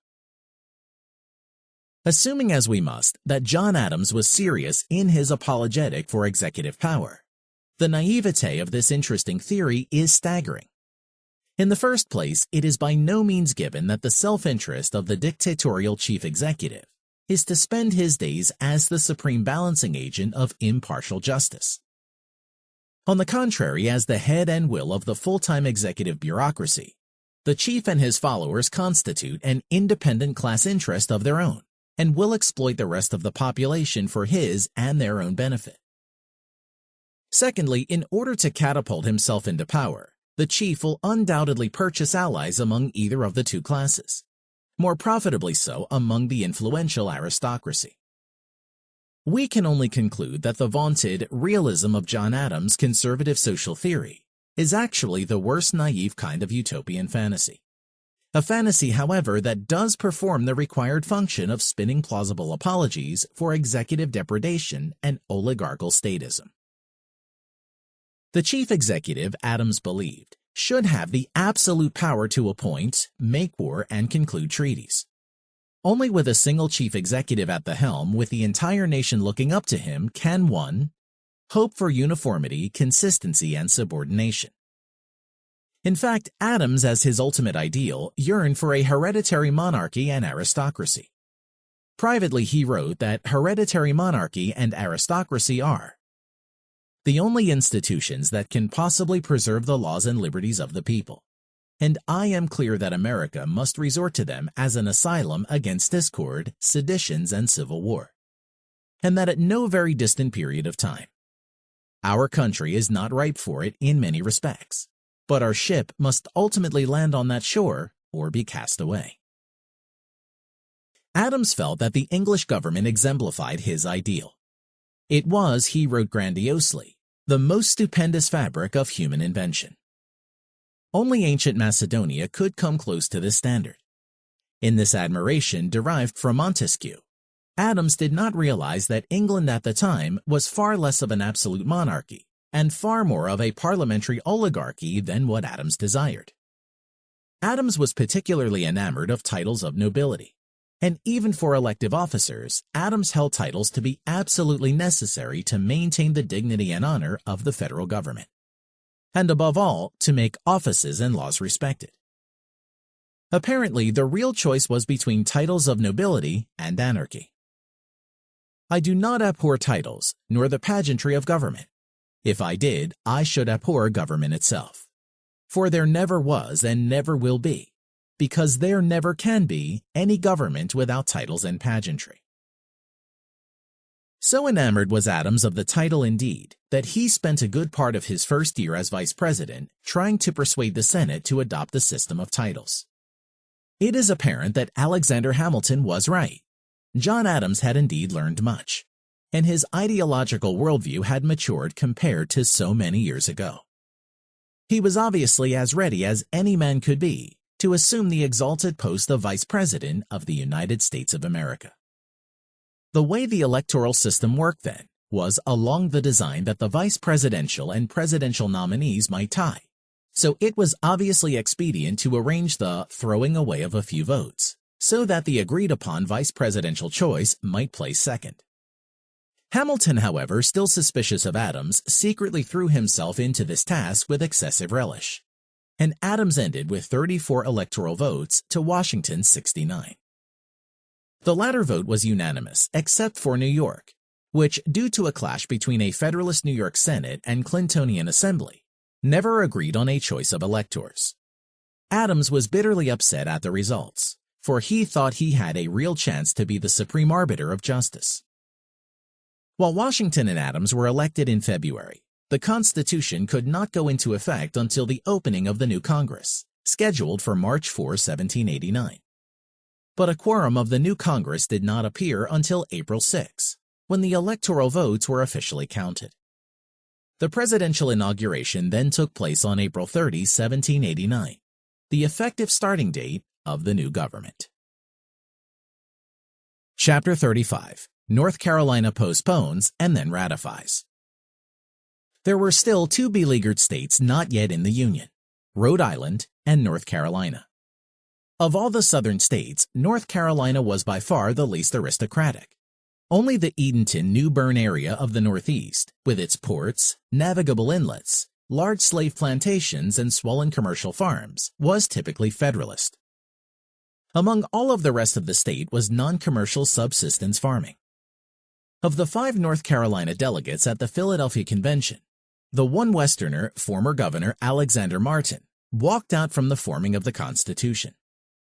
Now the Federalists had to face the great burden of the people from the small farming parts of the state, men who remembered the old struggles of the regulators, and who were properly suspicious of government abuses. The North Carolina legislature overrode an attempted filibuster and called elections in March 1788 for a convention to meet at Hillsborough on July 21. The campaign was a fierce one, with Anti-Federalists receiving materials from Lamb's Federal Republican Committee in New York, and the Federalists aided by Robert Morris's Federal Propaganda Headquarters in Philadelphia. Leading the Federalists were William Blount and his Northeast clique, including the lawyer James Iredell, while the Anti-Federalists, in addition to Thomas Person, were led by Willie Jones and Timothy Bloodworth, both well-connected individuals. Bloodworth wrote that the people mostly in favor of ratification in North Carolina were the attorneys, merchants, and aristocratic part of the community. The wealthy Jones was the field marshal of the Anti-Federalists, and for once the anti-federal powers of organization were adequately to the task. The North Carolina elections were overwhelmingly anti-Federalist, even more so than New York, and the number of delegates was 75 for the Constitution, 193 opposed. The Federalists predictably covered the Northeast but lost 4 counties behind the coastal communities. The smaller farming inland counties voted extremely anti-Federalist, and no other state had such an extreme area of small farms remote from transportation and navigation. The surprise was the heavy anti-federal vote in the southeast counties dominated by large slaveholding planters. The southeast, however, lacking the inlets of the northeast, was far less commercial and export-minded. In the one commercial port town of the southeast, Wilmington instead voted Federalist. The northeast towns, New Bern, Halifax, and Eddington, of course, supported the Constitution, as well as Wilmington in the southeast and Salisbury in the staunchly anti-federal west. In the far west, in the Tennessee settlements, the vote was almost unanimously anti-federal. As in the case of Kentucky, the settlers had been persuaded by the Jay-Gardoqui Treaty that the great potential of the Mississippi River trade would not be safe in the hands of the Northern Nationalists. It is interesting also that while the Blunt-led Western land speculators voted Federalist, the settlers themselves were almost totally opposed. Since Anti-Federalists and Federalists, as in other states, tended to select their most prominent men as delegates, the disparity in wealth and prestige between the delegates was not nearly as great among the rank and file. In particular, Tennessee and southeastern planters swelled the ranks of wealthy anti-federal delegates, and the disparity was not significant in the distribution of land. Still, the bulk of large slave owners in North Carolina was disproportionately in favor of the Constitution. The North Carolina Convention in mid-1788 listened stolidly to the Federalist propaganda and was unimpressed. This time there was no betrayal, no sudden conversions, not even pressure, because 11 states had ratified and the new government of the U.S. was clearly inevitable. The only concession the Anti-Federalists made was to insist on prior amendments, especially a Bill of Rights, and to adjourn rather than reject the Constitution outright, by a vote of 184 to 84 on August 2nd. The North Carolina Anti-Federalists were enthusiastic over the New York Circular Letter for a second constitutional convention.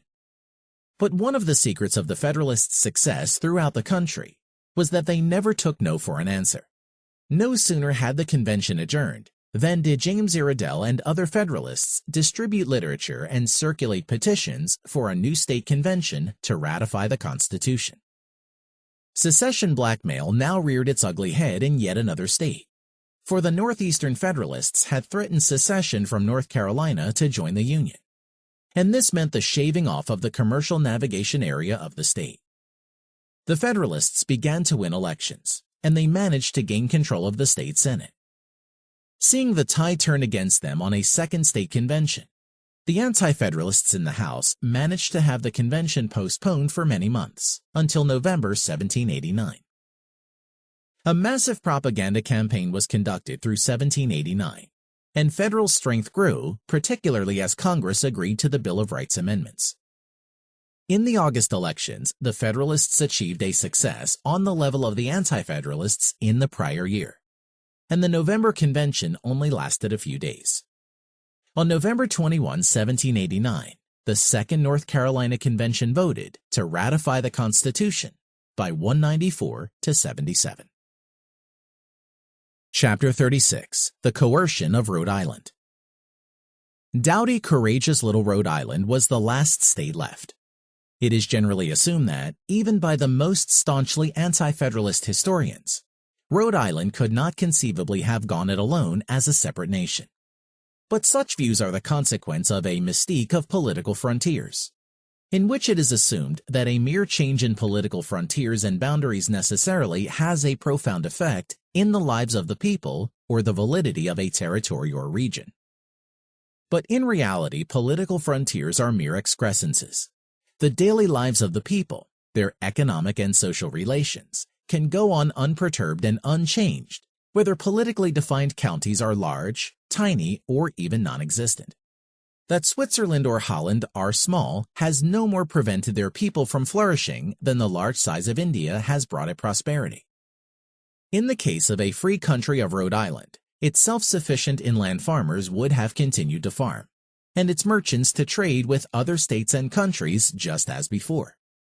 Better than before, in fact, for this land of open trade could have gained great popularity for functioning as a free port, as a rogues' island, once more of free trade and smuggling in the great Anglo-American tradition. The Rhode Islanders realized the opportunity that awaited them. Thus, one writer in the Rhode Island press assured readers that an independent Rhode Island would not become an Algiers, a base for piracy, but a St. Eustatius, the great smuggling center of the Dutch West Indies that so aided the American Revolutionary War effort. But the problem, of course, is that Rhode Island only could have been a bastion of free trade if the Imperial United States had permitted it, and of course it would not. With its tariffs, its federal taxes, its commercial privileges and restrictions, its already lusty desire to grab land from others by whatever means necessary, and to play a great role on the international stage, the arrogant new United States could never have permitted an independent Rhode Island almost within its borders. For this little enclave would have held up a beacon light of freedom to all democracies and to the world at large. The United States could not countenance a republic still true to its own American Revolution, and true also to the glorious libertarian tradition of the independent Rhode Island of the 17th century. Hardly had the new United States began, in fact, when that mighty nation began to threaten Rhode Island. Massachusetts, Connecticut, and New York were particularly alarmed at the potential flourishing of Rhode Island under a system of free trade smuggling, and such Federalists as Fisher Ames of Massachusetts and Egbert Benson of New York led the drive from their states for the use of force to corral Rhode Island into the Union. Little Rhode Island tried.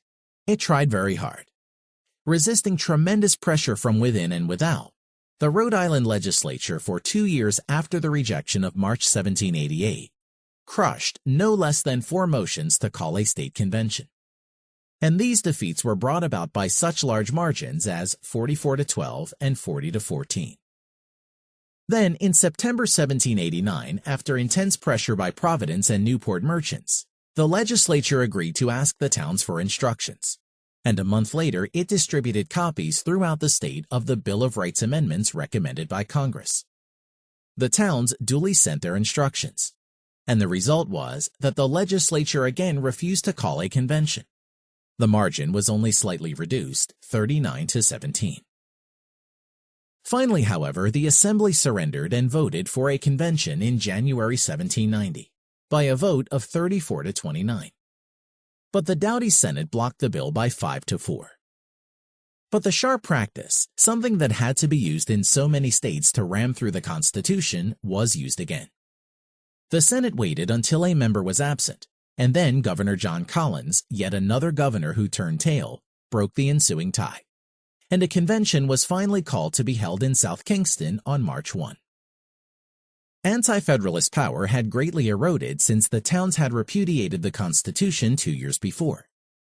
But remarkably, the Anti-Federals still had a majority of a dozen or so delegates at the March Convention. Finally, 5 days later, the Anti-Federals pushed through an adjournment of the convention by a vote of 41-28, until May 24 at Newport. The climactic phase of the Rhode Island struggle was now at hand. 2 titanic vectors of pressure converged on the beleaguered and heroic citizens of the Rhode Island Republic. First, the United States Congress, in its first act of international aggression, threatened to place a total embargo between Rhode Island and the states of the Union. But perhaps the little state would have held out regardless. Second, when the convention reopened, it faced not a threat of secession by fanatical Federalists, but secession as an actual fact. For the main city of Providence had announced its secession from the state, to continue unless and until Rhode Island adopted the Constitution unconditionally. And what is more, Newport and other towns threatened to do the same. Only now, facing the direct prospect of being blockaded from the sea and surrounded by a hostile power, did Rhode Island surrender.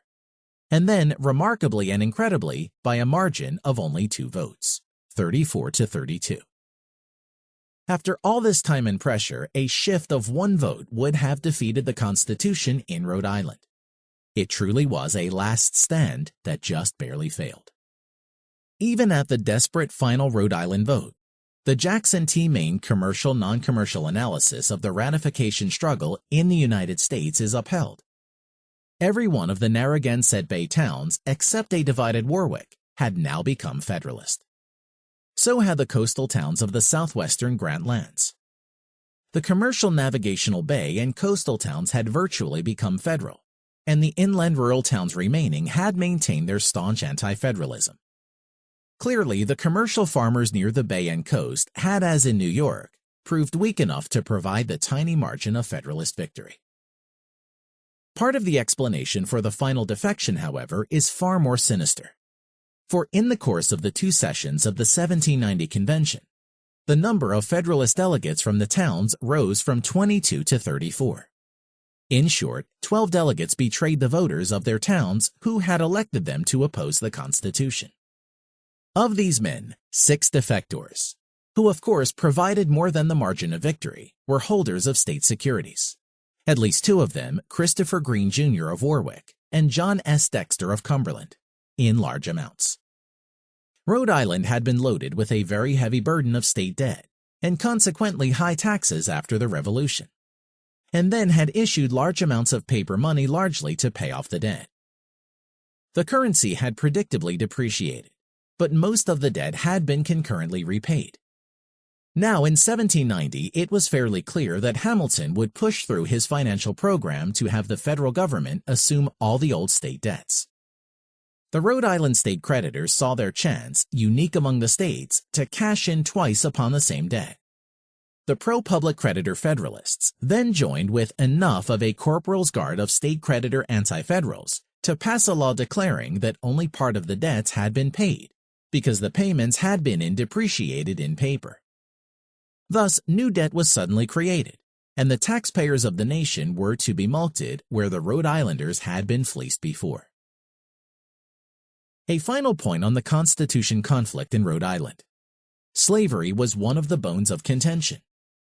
Abolitionist Quaker sentiment was strong in Rhode Island, as was the institution of slavery, which had become powerful in the Narragansett in the South and in the coastal towns. During the 1780s, the Quakers had led a successful drive for abolition of the slave trade in the state, as well as gradual abolition of slavery itself. Slavery was the source of more debate at the Rhode Island Convention than any other topic. Of the 8 chamber members of the new Rhode Island Abolition Society, 6 voted against ratifying the Constitution.